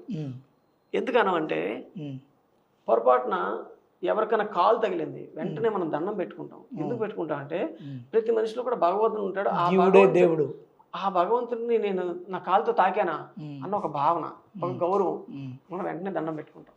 అంటే ఎదుటి మనిషిలో భగవంతుడు ఉన్నాడు అనుకుంటాం, అది ఎంతో వైపరీత్యం అయిపోయి ఎంతో చెడ్డోడైతేనే కానీ మనం దండించాం. అర్థమైందండి? ఇది అనేది ఇదే మానవత్వం. నేను చెప్తున్నాను, ఈ మానవత్వం మీకు వేరే వాటిలో మీకు కనబడట్లేదండి, అది చెప్తున్నాను. ఓకేనండి. ఇప్పుడు మనం ఎప్పుడో ఒకసారి భజనలు చేస్తాం, ఏదో చేస్తాం, కానీ క్రిస్టియన్స్ ప్రతి వారం ప్రతి ఆదివారం కూడా పెద్ద సౌండ్ పెట్టి చేస్తుంటారు. అది ఎంతవరకు సబబండి? ఇప్పుడు మనకి ఎప్పుడో ఒకసారి పండుగ వస్తే మనం పెట్టుకుంటాం. సరే, వినాయక చవితి వచ్చిందో 10 రోజులు, దసరా అంటే ప్రతి దీని పక్కన గుడి పక్కన హైదరాబాద్లో ఒక ఇది ఉంటుంది. ఇంకోటి ఏంటంటే హిందూ దేవాలయాల్లో పరమతస్తులు ఉన్నారు, హ్యాపీగా ఉన్నారు, అవునా? ఒక చర్చి దగ్గర వ్యాపారం పెట్టుకున్నాడు కానీ ఒక ముస్లిం ఒక మసీద్ దగ్గర వ్యాపారం పెట్టుకున్న హిందువుని మీరు చూపించగలరా? వాడు బతికి బట్ట కట్టాడని, దాని ద్వారా వాడు డబ్బు కొంత లబ్ధి పొంది వాడి కుటుంబం బాగుపడ్డారు అని మీరు చెప్పగలరా? నాకు ఆధారం లేదు, ఉంచరు అక్కడ. నేను ఒక మసీదు పక్కన నేను సెంట్ అమ్ముతానండి అంటే అత్తర్లు అమ్ముతాను, నేను నన్ను అమ్మనిస్తారా? అంతా వాళ్ళే ఉంటారు, లెగ్గొట్టేస్తారు. ఆ? ఇప్పుడు ఒక చర్చి పక్కన ఒక కూరగాయలు కానీ ఏదైనా ఉంటే వాళ్ళు కూడా లేపేస్తారు. ఒక పళ్ళ వ్యాపారం ఉంది, అది కూడా లేపేస్తారు. వాడు ఎవడైతే నువ్వు వాడినే పెట్టిస్తారు. సో వీళ్ళు కూడా ఈజీగా మారిపోతున్నారు. కట్ చేస్తే గుడి దగ్గర అరటిపళ్ళు అమ్మేవాళ్ళు మీ ముస్లిమ్స్ చూపిస్తాను నేను, పువ్వులు అమ్మేవాళ్ళు క్రిస్టియన్స్ చూపిస్తాను నేను. అంటే వీళ్ళ జీవనాధారం కోసం హిందూ మతం కావాలి, హిందూ ధర్మం కావాలి. కనీసం ఆచరించడానికి అవసరం లేదు, నువ్వు ఆచరించాల్సిన అవసరం లేదు, నువ్వు వ్యతిరేకించకుండా ఉంటే చాలు. ఎందుకంటే నువ్వు ఏ రోడ్డు మీద అయితే నడుస్తున్నావో 80% హిందువులు ఇచ్చిందే. నువ్వు ప్రతిదీ కూడా చదువు చదువుతున్నావో అది హిందువులు ఇచ్చిందే. 80% అందులో విప్లవకారులందరూ యూనివర్సిటీలో కాలు బయట పెట్టి నువ్వు ఎక్కడికి వెళ్ళినా సరే నువ్వు బస్సు ఎక్కావు, ఆ బస్సు గవర్నమెంట్ కొన్నది అంటే అందులో 80% హిందువుల డబ్బే ఉంది. మరి అప్పుడు నువ్వు హిందువులు ఎదిరించడానికి నీకు హక్కు ఎక్కడిది అసలు? అర్థమైందండి? ట్రైన్ ఎక్కారు, బస్సు ఎక్కారు, ఏరోప్లేన్ ఎక్కారు, ఏది ఎక్కినా సరే అందులో 80% హిందువులదే. అటువంటప్పుడు నువ్వు హిందువులు ఇన్ని అనుభవిస్తూ నువ్వు హిందువు ఎలాగా వ్యతిరేకం అవుతావు? తప్పు కదా. విగ్రహారాధన తప్పని ఎలా చెప్తావు? ఆ విగ్రహారాధన చేసిన వాడు డబ్బే నీకు ఉపయోగపడుతుంది. ఇప్పుడు నువ్వు పిహెచ్డి చేసావంటే పిహెచ్డి చేస్తే ఏంటి? ఇప్పుడు చెప్తున్నాను, పిహెచ్డి అంటేనే ఒక కొత్తది కనుక్కోవడం. అంటే ఇప్పుడు ఏమున్నది చరిత్రలో, ఈ చరిత్రలో ఇంకా నేనేం కొత్తది కనుక్కోగలను, కొత్తది ఏ విధంగా నేను ఆవిష్కరించగలను అన్న మైండ్ సెట్ ఉన్నవాడు మాత్రమే పిహెచ్డీకి వెళ్తాడండి. మన దురదృష్టం ఏంటంటే భారతదేశంలో ఈ పిహెచ్డి ఎంట్రన్స్ లో కూడా రిజర్వేషన్లు అండి. అది ఎంతవరకు సబబు అండి? ఇప్పుడు మిగతా వాటికి ఇచ్చుకోమనండి. ఎందుకంటే సరే ఇంజనీరింగ్ చేశారు, డిగ్రీ చేశారు, దాని మీద మీ కంప్లైంట్ ఏంటి? ఉద్యోగాల్లో ఇస్తున్నారు, ఇవ్వనండి. పిహెచ్డి అనేది తెలుగుకి సంబంధించింది కదండి, అక్కడ కూడా రిజర్వేషన్ ఏంటండి? ఇప్పుడు మిగతా అన్నీ కూడా బతుకు తెరువు. ఇప్పుడు ఒక ఉద్యోగం ఎస్సీలకి ఎంత, ఎస్టీలకి ఎంత, బీసీలకి ఎంత ఇచ్చారు. ఎందుకంటే పాపం వాళ్ళు అణగారిన వర్గాలుగా వాళ్ళు కూడా అభివృద్ధి చెందాలి కాబట్టి వాళ్ళకి ఇవ్వడంలో ఏమాత్రం తప్పలేదు. కానీ పిహెచ్డి అనేది కంప్లీట్గా మీ తెలివితేటల మీద ఆధారపడి ఉన్నది. ఈ తెలివితేటల మీద కూడా మళ్ళీ రిజర్వేషన్ ఏంటండి? తెలివితేటల మీద రిజర్వేషన్ అంటే వాళ్ళకి తెలివితేటలు ఉండవని నేను అనట్లేదు. నువ్వు పెంచుకుని ఓపెన్గా కొట్టు. అసలు దీనికి ఇప్పుడు రిజర్వేషన్ లేదనుకోండి, వాడు కష్టపడి సంపాదించుకుంటాడుగా, అవునా? ఇప్పుడు దానికి కూడా రిజర్వేషన్ ఉండబట్టి ఏమవుతుందంటే ప్రతి ఒక్కరు పిహెచ్డి అవుతున్నాడు. నువ్వు తెలివైనడు అని ఎలా కౌంట్ చెప్పండి?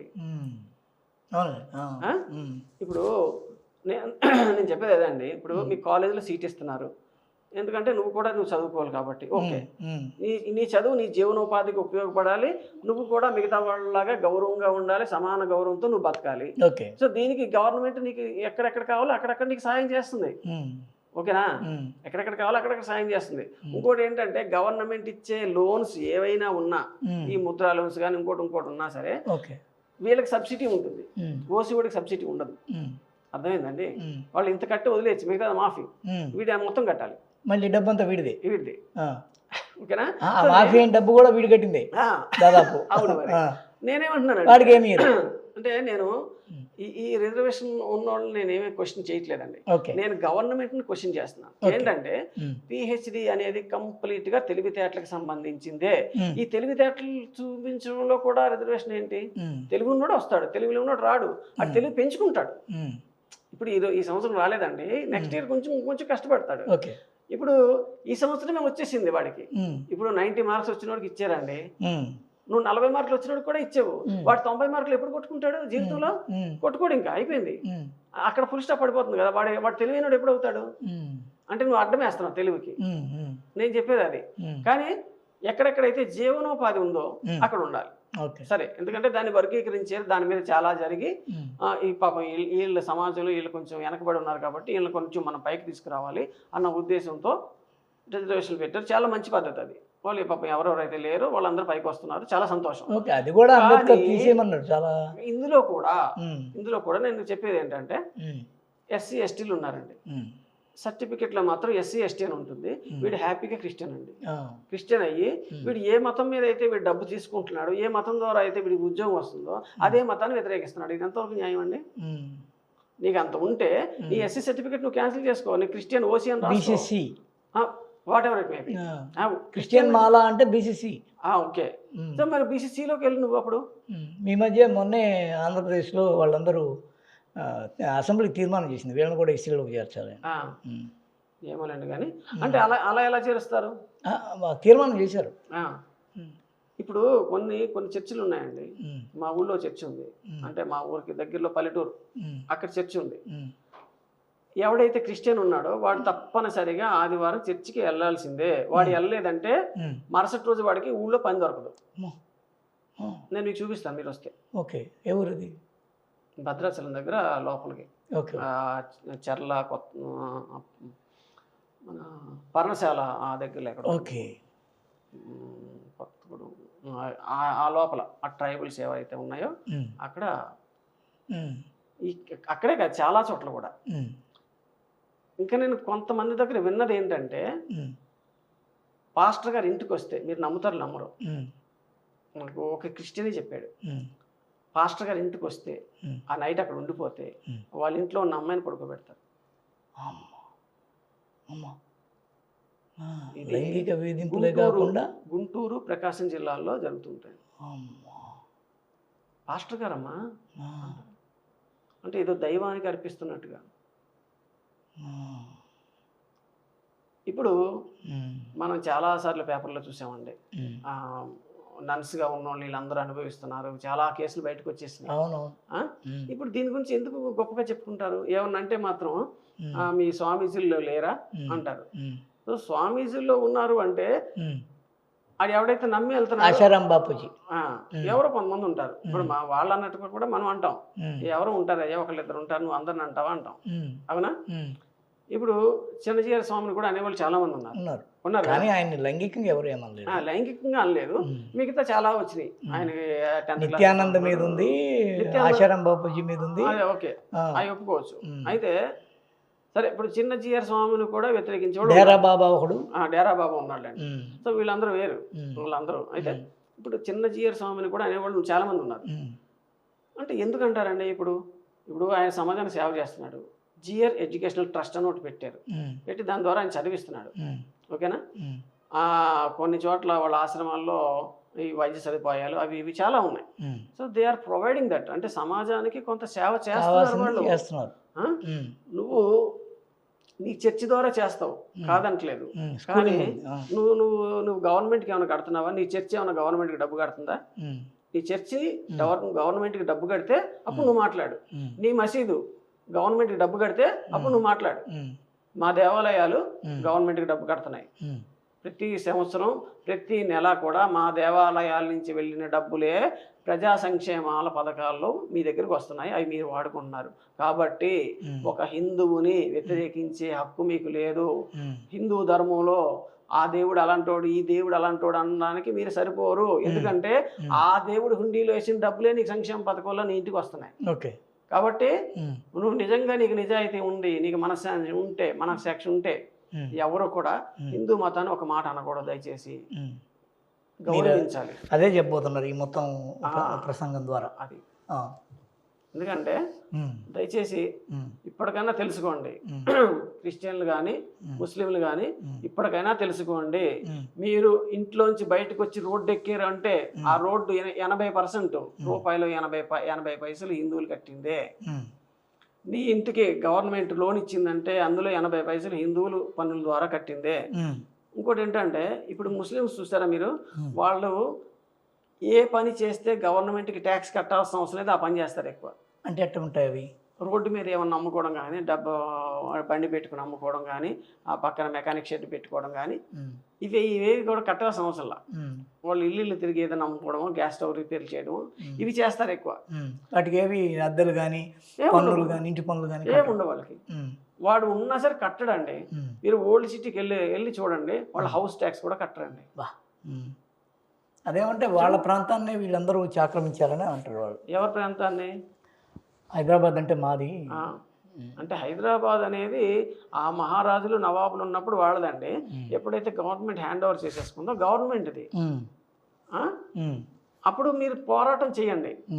మేము ఈ గవర్నమెంట్ నమ్మము, మాకు సపరేట్గా మాకు ఇవి ఇవ్వండి అని చేయాలి. అఫ్ కోర్స్ అంటే ఇప్పుడు వాళ్ళ గొడవలు వచ్చినాయి అనుకోండి, వాళ్ళు కోర్టుకు రారు, వాళ్ళకి ఒక ఉంటుంది, ఒక బోర్డు ఉంటుంది, ముస్లిం బోర్డు ఉంటుంది. షరియత్ అక్కడికి వెళ్తారు, అక్కడే మొత్తం అవుతాయి, పంచాయతీలు పంచాయతీలు అవుతాయి. అంటే షరియత్ లానా ఏదో అంటారు. అవును, అదే ఇప్పుడు అంటే అందరినీ ముస్లింలుగా మార్చేసి ఈ షరియత్ లానే ఇండియాలో పెడదామని వాళ్ళు చూస్తున్నారు. నేను చెప్తున్నానండి, వన్స్ మన ప్రైమ్ మినిస్టర్ కానీ ఒక ముస్లిం అయ్యాడు అంటే అవుట్ అండి, దేశం అయిపోయినట్టు లెక్క.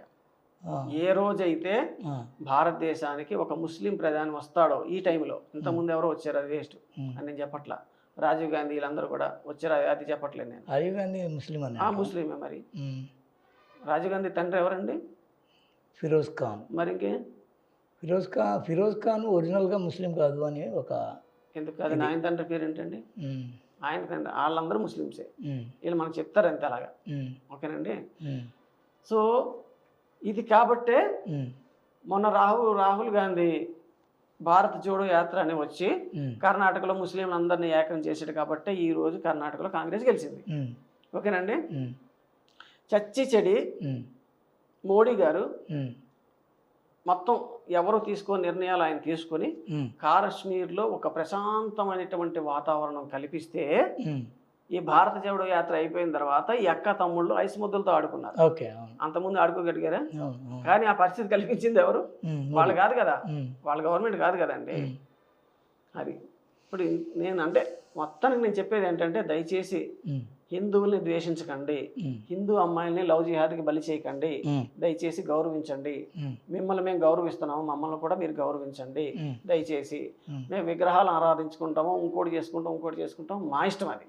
అది మాట్లాడడానికి మీ హక్కు లేదు, అది మాట్లాడడానికి మీ హక్కు లేదు. ఎందుకంటే దాన్ని పూజ చేసిన వాళ్ళు ఇచ్చిన డబ్బులతోనే నీకు ఫ్లైఓవర్లు వస్తున్నాయి, నువ్వు బస్సు ఎక్కుతున్నావు, నువ్వు రైలు ఎక్కుతున్నావు, ఇంకోటి ఎవ్రీథింగ్. నువ్వు జీవితంలో బతికేది 80% ఆ డబ్బులే నీకు వస్తున్నాయి. నువ్వు ఒక ఆఫీసులో పని చేస్తే నీకు జీతం ఇస్తే ఆ జీతంలో 80% కూడా అదే. కాబట్టి దయచేసి ఎవరు కూడా హిందుత్వాన్ని వ్యతిరేకించకండి. మీకు ఇష్టం లేకపోతే ఊరుకోండి, అంతేగాని వ్యతిరేకించకండి. దాన్ని ఒక ఇదిలాగా చూపించకండి, దాంతో కామెడీ చేయకండి. వాడెవడో హిందూ దేవీ దేవతల కామెడీ చేస్తే వాడు హైదరాబాద్లో ప్రదర్శన ఇచ్చాడు. ఇది తప్పని చెప్పినందుకు రాజాసింగ్ గారిని అరెస్ట్ చేశారు. Standup comedy. వాడు సరస్వతీదేవిని, ఈ ఆంజనేయ స్వామిని, వీళ్ళందరినీ కూడా వాడు కామెడీ చేశాడు. అది ఎంత తప్పండి? అంటే వాళ్ళ మీద మీరు యాక్షన్ తీసుకోరా? రాజాసింగ్ పాపం వాడి మీద పోరాడి పాపం తప్పని చెప్పినందుకు ఇప్పుడు వీడియో రిలీజ్ చేసి ఇప్పుడు నుపూర్ శర్మ ఉందండి. నుపూర్ శర్మ అనే ఆవిడే మహమ్మద్ ప్రవక్త 8 సంవత్సరాల పిల్లల్ని పెళ్లి చేసుకుని సంథింగ్ ఏదో చెప్పింది ఆవిడ. గూగుల్లో ఉన్నది ఆవిడ సమాచారం ఏదైతే ఆవిడకి అందుబాటులో ఉందో అది చూసే చెప్పింది ఆవిడ. చెప్పినప్పుడు ఒకవేళ ఆ సమాచారం తప్పు అయితే ఈ గూగుల్లోకి ఎవడెక్కిచ్చాడో వాడిని తమనాలి ఫస్ట్. లేదా నీ ఖురాన్లో ఉంటే నువ్వు ఒప్పుకోవాలి. ఖురాన్లో ఉంది కాబట్టి ఎవరు గూగుల్లో పెట్టారు.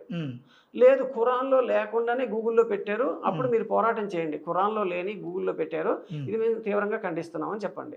సో ఇప్పుడు వాళ్ళ ఏ మత విద్వేషాలు వాళ్ళ మనోభావాలు దెబ్బతిన్నాయి కాబట్టి నుపూర్ శర్మని చంపిన వాళ్ళని ఇంత ఇస్తామని కూడా ప్రకటించారు. ఒక 10 లక్షలు ఇస్తాము, 20 లక్షలు ఇస్తాం అంతే ప్రకటించారు. ఒకడు దీన్ని దూసుకొని వచ్చాడు, బార్డర్ దాటి వచ్చాడు పాకిస్తాన్ నుంచి. రాజస్థాన్ లో అమ్మాయి డీపీ పెట్టుకున్నందుకు ఒక ట్రైలర్ ని మర్డర్ చేశారు. అనవసరంగా రాజస్థాన్ లో వాడు ఆవిడ ఏదో పోస్ట్ పెడితే దాన్ని లైక్ కొట్టాడు, డీపీ పెట్టుకున్నాడు, వాట్సాప్ లో డీపీ పెట్టుకున్నాడు. అంటే అంత మాత్రం చంపేస్తారా? ఏదో కుట్టించుకోవడానికి వచ్చినట్టు వచ్చి ఆ కత్తెరతోనే పొడి చంపేశారు. ఇద్దరు వచ్చారు. మరి ఎంత గౌరవం ఉండేది? ఒకడైతే పాకిస్తాన్ బోర్డర్ దాటుకొని వచ్చేసారు. మరి ఈ లెక్కన ఇప్పుడు ఇక్కడ అక్బరుద్దీన్ ఓవైసీ గారు రాముడి యొక్క జన్మనే ప్రశ్నించడం పక్కన పెట్టండి. ఇండియాలో ఒక 15 నిమిషాలు పోలీసులు పక్కకి వెళ్తే మొత్తం చంపేస్తారని చెప్పాడండి. మరి ఆయన అరెస్ట్ చేయరా? క్షమించి వదిలేశారు. ఎందుకు వదిలేశారండి? అంటే అది తప్పు కాదా? అది తప్పు కాదు. నుపూర్ శర్మది డీపీ పెట్టుకుంటే చంపేస్తారా? ఎక్కడండి ఇది? ఎక్కడ న్యాయం సార్ ఇది? అంటే మీరు ఎవరినన్నా వెక్కిరించవచ్చు, వాడు ఎవడో కామెడీ చేయొచ్చు, వాడు హైదరాబాద్లో వచ్చి కామెడీ షో కూడా పెట్టుకోవచ్చు. వాడికి ఎర్రతివాచి చేశారు, కేసీఆర్ పట్టించుకోడు కాబట్టి ఆయనకు ఓట్లే కావాలి. ఏ హిందువుల మనోభావాలు ఆయనకు అవసరం లేదు. కాబట్టి ఇప్పుడు ఎర్రతివాచి చేసి వాడిని పిలిచి తీసుకొచ్చి వాడిని దీన్ని ఎదిరించినందుకు ఇతను తప్పు, ఇతను హిందూ దేవి దేవతలు ఇతను అనుచిత వ్యాఖ్యలు చేస్తున్నాడు, వెక్కిరిస్తున్నాడు అని చెప్తే అని చెప్పినందుకు ఈయన అరెస్ట్ చేశారు. అసలు వాడిని అరెస్ట్ ఈయన చేయాలి. పాపం బీజేపీ కూడా ఇచ్చేసింది ఆయన. అదేనండి, మరి ఏం చేస్తుందండి? నుపుర్ శర్మను కూడా సస్పెండ్ చేశారు. బైర్ నరేష్ గొడవ.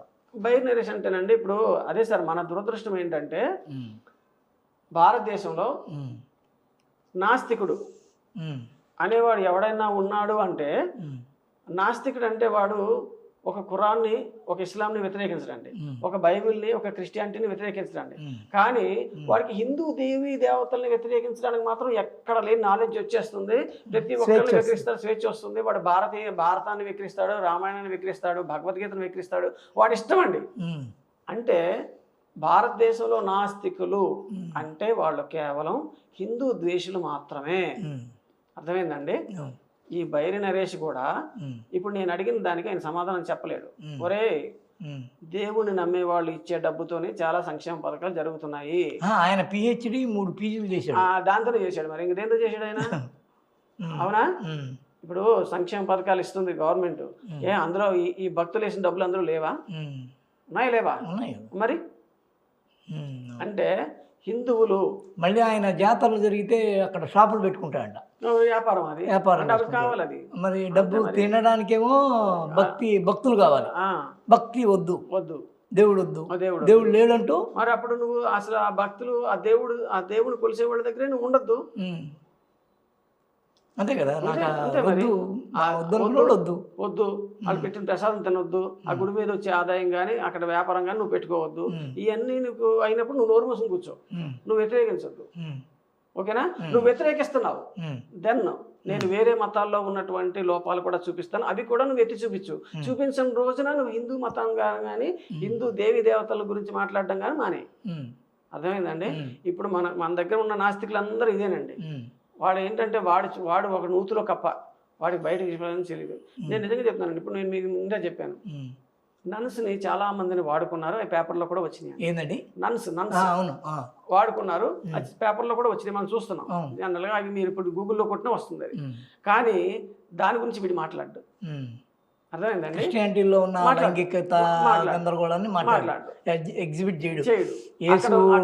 యేసు మేరీ మాత కడుపులోకి రావడము ఎలా సాధ్యమైంది అది మాట్లాడరు. యేసుక్రీస్తు నీటి మీద నడిచేస్తాడు, ఆయన విషయం గాలి ఎగరలేడా? అది ఎక్కడ తప్పండి? అది జరిగితే ఇది జరుగుతుంది కదా. ఇప్పుడు మేము దాన్ని వ్యతిరేకించట్లేదే, దాన్ని అసలు దాని జోలికే పోలా, మేము పట్టించుకోవట్లా. మా ఆయన దేశం గాలిలో ఎగిరాడు, ఓకే దేవుడిగా మిక్కి ఉండొచ్చు, ఆయనకి యేసుక్రీస్తు నీటి మీద నడిచి ఉండొచ్చు. ఎందుకంటే ఆ పవర్ ఉంటుంది మనిషికి. అంటే సాధన చేయొచ్చు, నీళ్ళ మీద తేలే సాధన కూడా నిజంగా యోగాలో ఉంది. చేయొచ్చు. నీళ్ళు లోపల ఉండొచ్చు, పైన ఉండొచ్చు. మరి దుర్యోధనుడు చేసాడు కదా, నీటిలోకి వెళ్ళి తపస్సు చేస్తున్నాడు కదా. అది చెప్పడం కోసం మనకి నిజంగా మొన్న చిరంజీవి సినిమా ఏంటది, సైరాలో చూపించారు. నీటి అడుగునికి వెళ్ళి అక్కడ ధ్యానం చేసుకుంటా ఉంటాడు. జలదిగ్బంధం అనేది ఒక విద్య. ఆ విద్య ఎవరైతే నేర్చుకుంటారో, అలవర్చుకుంటారో వాళ్ళు చాలా సేపటి వరకు నీటిలో ఉండగలరు. కొన్ని వీడియోలు కూడా నేను చూశాను. కొంతమంది స్విమ్మింగ్ పూల్లో స్నానం చేస్తుంటే వాళ్ళ మధ్యలోంచి ఇలా నీటి మీద నడుచుకుంటే ఈ చివరి నుంచి ఆ చివరికి వెళ్ళాడు మనిషి. మరి అది నిజమో కాదో మనకు తెలియదు. మద్రాసులో ఒక అబ్బాయి గాల్లో తెలియడు, అందరూ చూస్తుండగానే గాల్లో తెలియడు. మరి అది ట్రిక్కా లేకపోతే నిజమా తెలియదు. అంటే ఒకవేళ జరిగింది నిజమే అంటే ఒక మనిషికి కూడా అతీంద్రియ శక్తులు ఉండొచ్చు, దాన్ని ఎవరు ఏమనలేరు. సో ఇవన్నీ పక్కన పెడితే నేను చెప్పేది ఏంటంటే, దయచేసి హిందూ దేవీ దేవతలను ఎవరు కూడా అవమానించకండి. మీకు విగ్రహారాధన మీకు తప్పు అయితే మీ వరకే ఉంచుకోండి. అది మీరు హెచ్చరించడానికి కానీ హక్కు లేదు, ఒకళ్ళని అనడానికి హక్కు లేదు. ఎందుకు హక్కు లేదు అంటే, నువ్వు భారతదేశంలో బతుకుతున్నావు అంటే నీ చేతికి ఏది వచ్చినా సరే, నువ్వు గవర్నమెంట్ ఏది వాడుకున్నా సరే అందులో 80% హిందువులదే. నువ్వు 80% హిందువులది నువ్వు వాడుకుంటున్నావు కాబట్టి నువ్వు వాళ్ళ గురించి నువ్వు మాట్లాడకూడదు. ఒకవేళ నీకు నీతి నిజాయితీ ఏమన్నా ఉంటే, ఆత్మ పరిశీలన అనేది ఉంటే, ఆత్మసాక్షి ఉంటే, కాబట్టి దయచేసి హిందువులను బతకనివ్వండి, హిందువుల మీద దాడులు ఆపండి. అక్కడెక్కడో రథం పగలు కాల్చేశారు అంతర్వేదిలో. ఏంటండి అది? విగ్రహాలు పగలు కొడతారు, గుళ్ళు పగలు కొట్టేస్తున్నారండి. తమిళనాడులో నరుకుతున్నారు. అది తప్పు కదా అది. అంటే ఎదుటివాడు కూడా మనిషి, వాడికి కూడా ఒక మనోభావం ఉంటుంది. అంటే అంటిల్ అన్లెస్ అప్పుడు ఎదుటి మనిషి నీకేమన్నా హాని చేస్తున్నాడు, అప్పుడు నువ్వు చెయ్యి. కానీ ప్రశాంతంగా ఎవరో వాడి పని వాడు చేసుకునేవాడు జోలికి నువ్వు వెళ్ళి వాడి దేవుడిని వెక్కిరించి వాడిని వెక్కిరించి ఇదంతా నీకు అవసరమా? గోవాదా దాని మీద కూడా పెద్ద గొడవ జరుగుతుంది. గోహత్య మేము చేయకపోయినా చేస్తున్నాం అని అంటున్నారు. ఎందుకు చేయట్లేదండి? మరి ఇప్పుడు మరి బీజేపీ ఓడిపోయిందండి కర్ణాటకలో. ఓడిపోతే ఏం చేశారు? బీజేపీ జెండా కింద పెట్టి ఆ జెండా మీద ఆవును పెట్టి పేక్ కోసి వీడియోలు పెట్టారు. మరి చేయట్లేదంటే ఎలా నమ్ముతామండి? మరి ఇప్పుడు ఈ ఆవులన్నీ ఎవరు తింటున్నారు? మీకు రెహమత్ నగర్లో మీకు ఆవు మాంసం దొరుకుతుంది, మీకు తెలుసా? హైదరాబాద్లో దొరుకుతుంది. మా ఫ్రెండ్ రీసెంట్గా వెళ్ళి తినొచ్చాడు. అతను ముస్లిం. అతను ఏదో చెప్పాడు, అతనికి ఏదో కొంచెం హెల్త్ బాగోలేదు, ఆయుర్వేదం ప్రకారం అన్నాడు. ఎక్కడికి వెళ్తున్నావురా అంటే, సార్ నేను ఫలానా చోటకి వెళ్తున్నానండి, మీరు రాకూడదు సార్, మీరు వస్తే మీకు మనసు కష్టంగా అనిపిస్తుంది, ఏం తినడానికి వెళ్తున్నావురా అంటే నా చెవులో చెప్పాడు. సరేరా మీ ఇష్టం అన్నాను. ఏం చేస్తాను చెప్పండి, మనం ఎంతమందిని అక్కడికి వెళ్ళి నేను ఎదిరించగలనా చెప్పండి? ఫస్ట్ నన్ను వేసేస్తారు అక్కడ, నువ్వే అడరు మాకు చెప్పడానికి, అవునా? దాని మీద మనం కంప్లైంట్ కూడా ఇవ్వలేము, అది ఎక్కడ దొరుకుతుందో మనకు తెలియదు. సో ఈ గోవుల్ని కాపాడడానికి అంటూ కొన్ని ఇవి ఉన్నాయి. వాళ్ళ దృష్టికి వచ్చినప్పుడు వాళ్ళు యాక్షన్ తీసుకుంటారు. వాళ్ళకు సంఘం, వాళ్ళకు ఒక బృందం, ఒక కలెక్టివ్ ఆఫ్ పీపుల్ వాళ్ళు. కాబట్టి వాళ్ళ ఆశయాలు అవి వేరు, వాళ్ళు దానికోసమే పనిచేస్తారు. కాబట్టి వాళ్ళ దృష్టికి వచ్చినప్పుడు గ్యారెంటీగా యాక్షన్ తీసుకుంటారు. సో ఇది విన్న వాళ్ళు ఎవరన్నా కూడా రెహమత్ నగర్లో ఎక్కడ ఉన్నారు ఏంటనేది వాళ్ళు తెలుసు, నాకు తెలియదు. ఎందుకంటే నేను అబ్బాయితో వెళ్ళుంటే నేను చూసి ఉండేవాడిని, నాకు తెలియదు ఎక్కడ ఉన్నారు. కాబట్టి అతనైతే తిన్నాడని నాకు తెలుసు. సో మేము ఏదైతే పూజిస్తున్నామో దాన్ని తినేస్తున్నారు వాళ్ళు. మేము వద్దంటున్నాం. ఎందుకు వద్దంటున్నాం అంటే, మీకు ఒక మేక ఉన్నదండి, ఈ మేకను ఎలాగా కోసం తినేస్తారు, మేకపాలు తాగుతారు కొంతమంది, కానీ మేకపాలు అన్నిటికీ కూడా మంచిది కాదు. సో మీకు ఆవు పాల వల్ల ఎన్ని లాభాలు ఉన్నాయో మేకపాల వల్ల అన్ని లాభాలు లేవు. కాబట్టి మేకను తినేస్తారు కోసుకుని. సో కోడి ఎలాగా మనకి గుడ్డు పెడుతుంది, పుంజు వల్ల మనకి ఏం లాభం లేదు, తినేస్తారు. ఓకే, నేను కాదంటలే, కానీ ఆవును మనం పూజ చేస్తున్నాము. ఆవు యొక్క గొప్పతనం ఏంటంటే, ఇప్పటి వరకు చాలా మందికి తెలియని గొప్పతనం ఏంటంటే, పూర్వం ఏంటంటే మనకి ఊరు ఉంటే ఊరు బయట మొత్తం అడవి ఉండేది, చెట్లు ఎక్కువ ఉండేవి అడవిలాగా. ఇంట్లో ఎవరైనా సరే అనారోగ్యంతో దగ్గుతున్నా చేసినా సరే ఈ గోవు కనుక ఆ వాసన పీలిస్తే ఈ మనిషికి ఈ జబ్బు ఉంది అని తెలిస్తే వెంటనే అడవిలోకి వెళ్ళి అది తగ్గాలంటే ఏది తినాలో, ఏ ఆకు తినాలో ఆ ఆకు తిని వచ్చి మీకు పాలిస్తుంది. ఆ పాలు తాగితే మీకు తగ్గుతుంది. ఇది గోవులో ఉన్నటువంటి ఒక ప్రత్యేకమైనటువంటి లక్షణం. ఎవరు చెప్పాలి నాకు ఇంతవరకు? ప్రత్యేకమైనటువంటి లక్షణం ఇది. గోవు గనక ఒక గోవు ఇంట్లో ఉందంటే ఆ ఇంట్లో ఎవ్వరు అనారోగ్యంతో ఉండరు. ముసలి వాళ్ళు ఉండొచ్చు, ఆ వయసులో వచ్చే వాళ్ళు చనిపోవచ్చు, అంతేగాని అనారోగ్యంతో ఎవరు ఉండరు. అంటే సడన్ గా వచ్చిన వాళ్ళు వాళ్ళకి ఇది ఆయుర్వేద ఔషధం లాగా మారి వైద్యం చేస్తుంది, తెలుస్తుంది. దానికి ఆ ఆకు తినాలని తెలుస్తుందండి. అది తిని వచ్చి మీకు పాలిస్తుంది. అది పాలు తాగితే మీకు ఆ పర్టికులర్ జబ్బు ఏదైనా ఉంటే తగ్గుతుందండి. ఇది నేను ఎక్కడ చదివాను, అర్థమైందండి? చాలా పెద్ద విషయం. ఇలాంటివి చాలా ఉన్నాయండి. ఇప్పుడు చాలా మంది అంటారు, నువ్వు అమావాస్య అంటావు, పౌర్ణమి అంటావు, అవంటావు ఇవంటావు అంటే, ఇప్పుడు మనం గ్రహణం వస్తుందండి, మనం ఫలానా టైంకి వస్తుందని మనం చెప్తాం గ్రహణం. ఇదే గ్రహణం ఏ టైంకి వస్తుందో కనుక్కోవడానికి అమెరికా వాడు కొన్ని లక్షల కోట్లు ఖర్చు పెట్టి నాసాతో పెట్టుకున్నాడు. ఓకేనా?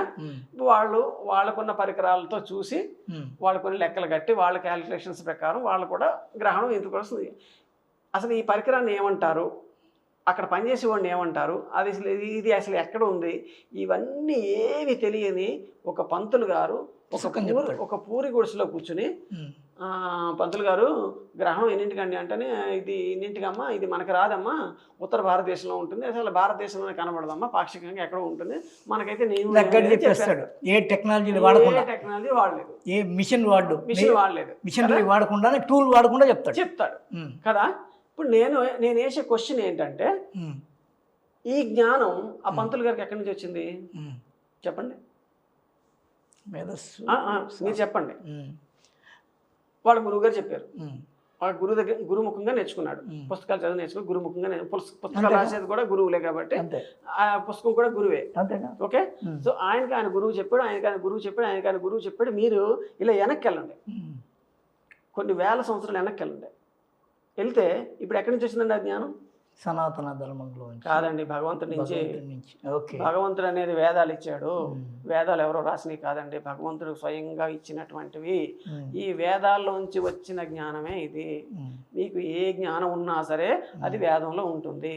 మీకు వేదంలో వైద్యం ఉంటుంది, ఏమండి, సైన్స్కి సంబంధించిన అన్నీ ఉంటాయి, మీకు తర్కం ఉంటుంది, ఎవ్రీథింగ్ ఉంటుందండి జ్ఞానం. ఓకే. సో మీకు ఏది వచ్చినా సరే, జ్యోతిష్ శాస్త్రం కావచ్చు, హస్త సాముద్రికం కావచ్చు, ఎవ్రీథింగ్ ప్రతిదీ కూడా మీకు వేదంలో ఉంటుంది. సో ఒక గురువు నేర్పాడు అంటే అతను కొంత అనుభవం తీసుకుని నేర్పుతాడు. ఓకే. కొన్ని బండ లెక్కలు చెప్తారు. ఇప్పుడు ఒకప్పుడు ట్రిగ్నామెట్రీ నేర్చుకోవాలంటే డక్కా మొక్కలు తినేసేవాళ్ళం. ఇప్పుడు నేను ఫోన్లో చూస్తుంటే కొంతమంది టీచర్లు చాలా ఈజీగా చెప్తున్నారు, సింపుల్ మెథడ్స్. ఓరే, sin 30 తెలుసుకోవాలంటే ఇదా, sin 45 తెలుసుకోవాలంటే ఇదా, ఎంత ఈజీగా చెప్పింది మేడం ఇవి అని మనం ఆశ్చర్యపోతున్నాం. అంటే ఏంటంటే వాళ్ళు దాని మీద కొంచెం డీప్గా ఆలోచించబట్టి వాళ్ళు అది కనుక్కున్నారు. ఇలాగే జ్యోతిష్ శాస్త్రంలో కూడా వాళ్ళ అనుభవాలు ప్లస్ వాళ్ళు అనుకున్నది, వాళ్ళు ఏవైతే చూసారో దీని మీద ఒక అధ్యయనం చేసిన దాన్ని బట్టి ఇది ఇదిరా అబ్బాయి అని శిష్యులకు చెప్తారు. ఆ చెప్పింది అలా వచ్చింది, మనం ఇప్పుడు వింటున్నాం. నిజంగా ఇప్పుడు వేణుస్వామి ఉన్నాడండి. వేణుస్వామి అనే ఆయన జాతకాలు చెప్తాడు, తెలుసు కదా, సెలబ్రిటీల మీద ఎక్కువ చెప్తాడు. సమంత నాగ చైతన్య విడిపోతాడని ముందే చెప్పాడు ఆయన. అవును, నిజం. తారక రత్న చనిపోతాడని ముందే చెప్పాడు. అంటే పేరు చెప్పలేదు, ఫలానా ఆయన చనిపోతాడు, విడాకులు వాటి వ్యవహారాలు కూడా చెప్పాడు ఆయన. ఇప్పుడు దీన్ని ఏమంటామండి మనం, చెప్పండి, ఇది నమ్మకూడదా? ఈ రోజుల్లో క్రిస్టియన్లు ముస్లింలు కూడా ఇల్లు కట్టుకోవాలంటే వాస్తుని నమ్ముతున్నారు, ముహూర్తాలు పెట్టుకుంటున్నారు. అర్థమైందండి. నేను ఊర్లో చూశాను, దాన్ని అడిగిన వాళ్ళు కూడా ఉన్నారు. ముస్లిం మిత్రులు ముహూర్తం చూడమని చెప్పిన వాళ్ళు ఉన్నారు. ద్రాక్షారామంలో నాకు తెలిసిన ఆయన జాతకాలు చెప్తుంటాడు. ఆయన ఏంటంటే ఆయనకి కనుక పుట్టిన తేదీ ఇవన్నీ కనుక క్లియర్గా ఇస్తే ఆయన చూసి చిన్న చిన్న చిట్కాలు చెప్తాడు. మీ ఇంట్లో ఫలానా చోట ఉందండి, అది మార్చేసుకోండి సార్, మీరు బాగుపడతారు అని చెప్తాడు. లేదా ఈయన వాళ్ళ ఇంటికి వెళ్ళాడంటే ఇక్కడ ఈ డోర్ ఉందండి, ఈ డోర్ మూసేసి ఈ డోర్ తీసుకోండి, ఇక్కడ ఇది పెట్టుకోండి, అక్కడ అది పెట్టుకో, చిన్న చిన్న మార్పులు చెప్తాడు ఆయన. అలా చెప్తే బాగుపడిన వాళ్ళు కూడా ఉన్నారు. ఓకే. ఆయన దగ్గరికి ముస్లిమ్స్ వస్తారు, క్రిస్టియన్లు కూడా వస్తారు. అది ఇప్పుడు నేను యాతావత నేను చెప్పేది ఏంటంటే, దయచేసి హిందువుల మీద దాడులు ఆపండి, దయచేసి హిందూ అమ్మాయిని టార్గెట్ చేయకండి. టార్గెట్ చేసే వాళ్ళని మీరు గుర్తించండి. నేను హిందువులకు చెప్పేది ఇది, హిందువుల్లో పురుషులందు పుణ్యపురుషులు వేరయ్యా అన్నట్టుగాను హిందువులందు సెక్యులర్ హిందువులు వేరయ్యా. వాళ్ళు పుణ్యపురుషులు మీ లెక్కన? వాళ్ళు పుణ్యపురుషులు కాదండి, దానికి ఆపోజిట్. ఓకే.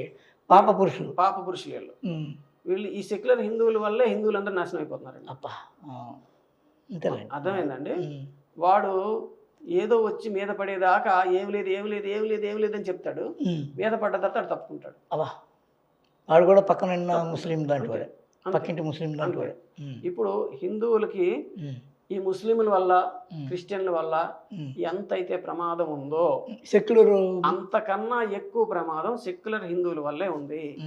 వీళ్ళు ఏంటంటే మనం చెప్తాం, అరే బాబు ఇలా జరుగుతున్నాయిరా బాబు అంటే, అదంతే ఏం కాదు, మన దగ్గర ఏం జరగట్లేదు, అక్కడ జరగట్లేదు, ఇది ఇలా చెప్తారు. అరే నువ్వు చెప్పడం ఏంటరా బాబు, కనీసం మన జాగ్రత్తలు మనం ఉండాలి కదా, నువ్వు కనీసం దాని మీద ఒక స్టేట్మెంట్ ఇవ్వడము, లేకపోతే నువ్వు కనీసం కొంత జ్ఞానం సంపాదించాలి కదా.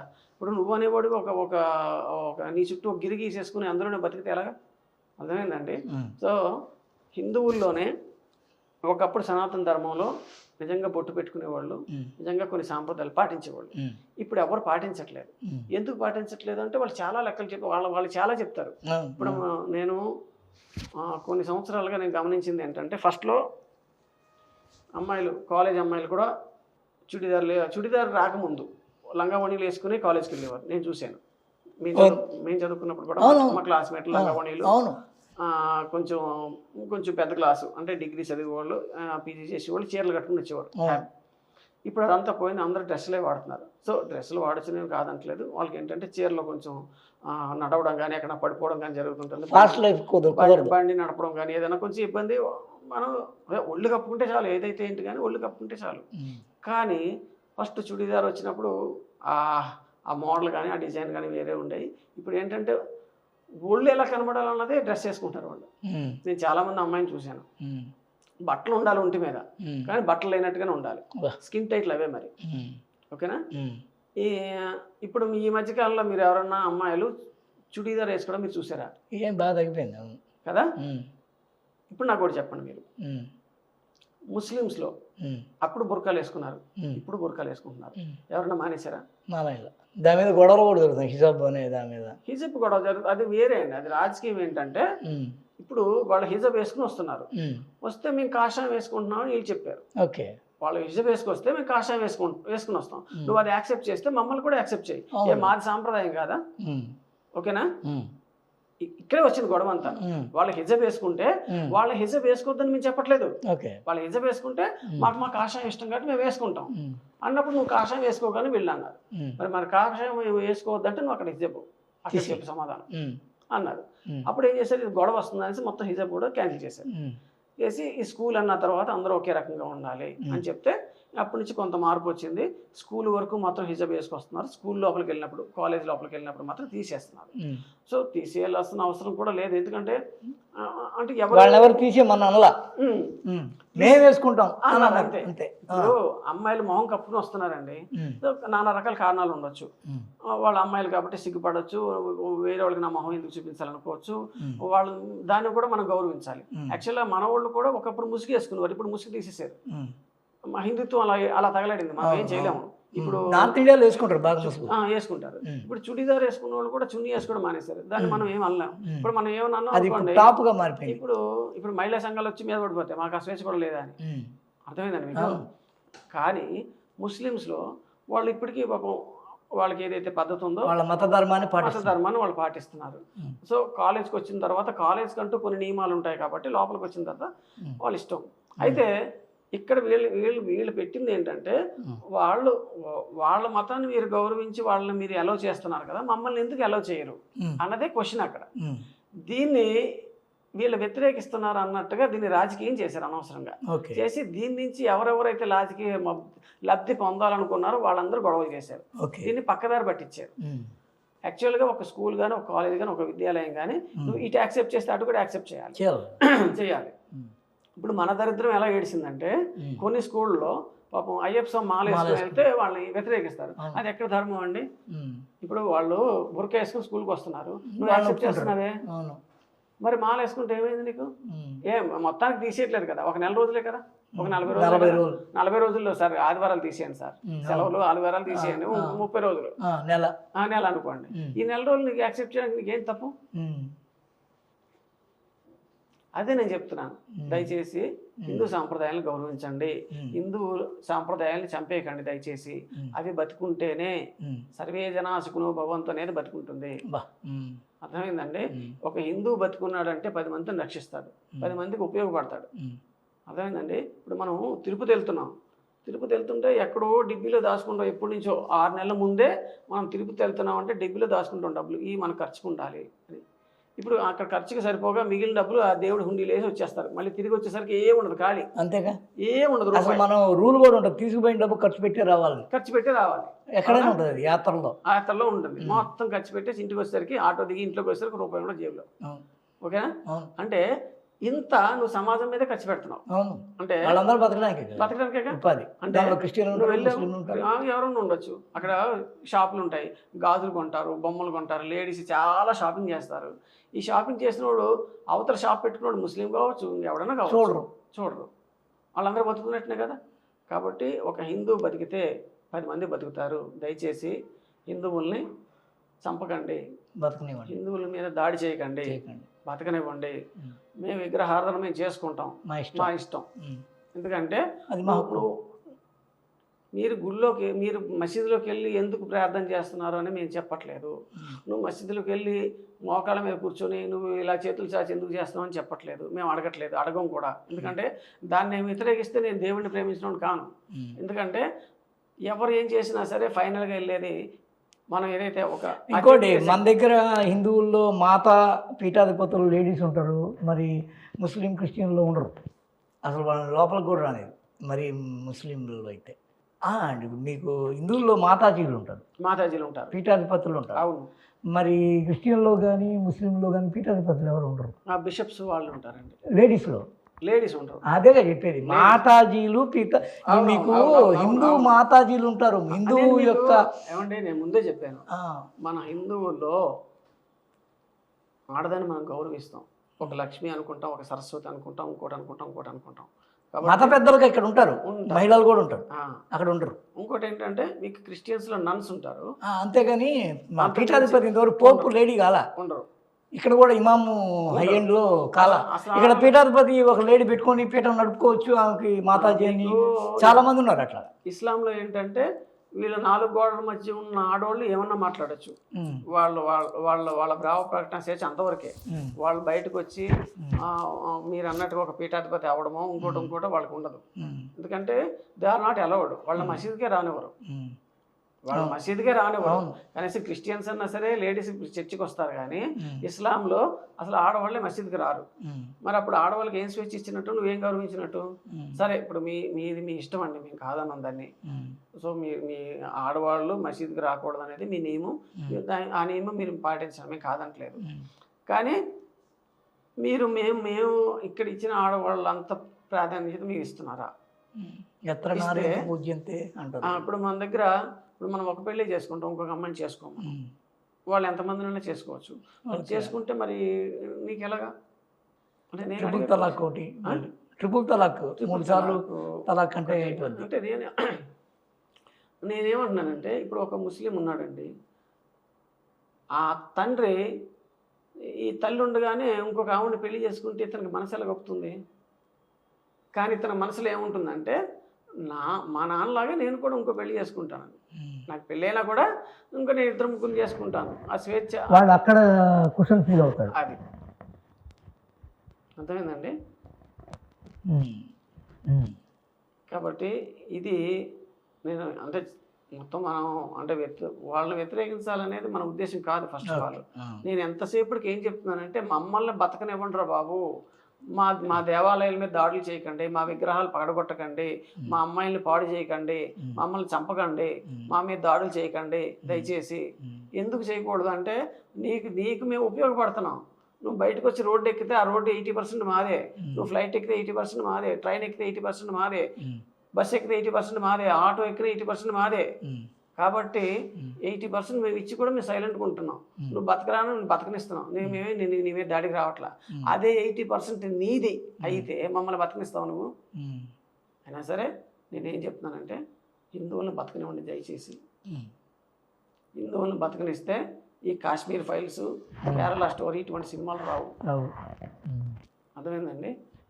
అందరూ అబ్దుల్ కలాంలో అయిపోవాల్సినంత అవసరం లేదండి, కానీ మంచి వాళ్ళుగా ఉంటే చాలు. ఓకేనా? ఇప్పుడు ఓ పక్క నుంచే మనం ఏదైనా క్వశ్చన్ వేస్తే అబ్దుల్ కలాంని చూపించి, ఏదైనా క్వశ్చన్ అయినప్పుడు సైలెంట్గా కసబ్ లాంటి వాళ్ళకి వీళ్ళు అంటే సపోర్ట్ చేస్తుంటారు. అది ఎంతవరకు న్యాయం? పైకేమో కలాం చూపించి సైడ్ వెనక వైపేమో వెనకాలేమో కసబ్ కాన్సెప్ట్. పైకి మాత్రం కలాంని చూపిస్తారు, వెనకాల మాత్రం కసబ్కి డబ్బు ఇస్తుంటారు. అది ఎంతవరకు కరెక్ట్? ఇప్పుడు ఉత్తరప్రదేశ్లో నేను చాలా చోట్ల చూశానండి, కన్న కూతురునే అనుభవిస్తుంటాడండి తండ్రి. దానిలో ఒక లెక్క ఉంది మీకు. షాజహాన్ అనేవాడు ఒక తోటమాలి పువ్వుని ఆగ్రహించడం వల్ల వచ్చిన తప్పేంటి? తోటమాలి అనేవాడే కదా పువ్వుని పెంచేది, వాడే కదా దాని తండ్రి అని షాజహాన్ అన్నాడు అని ఒక కథనం. మరి వాళ్ళు తప్పు కాకపోవచ్చు, కానీ మరి వేరే వాళ్ళు తప్పే కదా. అంతేకాదు వాళ్ళకి అది కొద్దిగా దానిలో అక్కడ ఇంకోటి వాయు వరుసలో కూడా కొన్ని తేడాలు ఉంటాయి.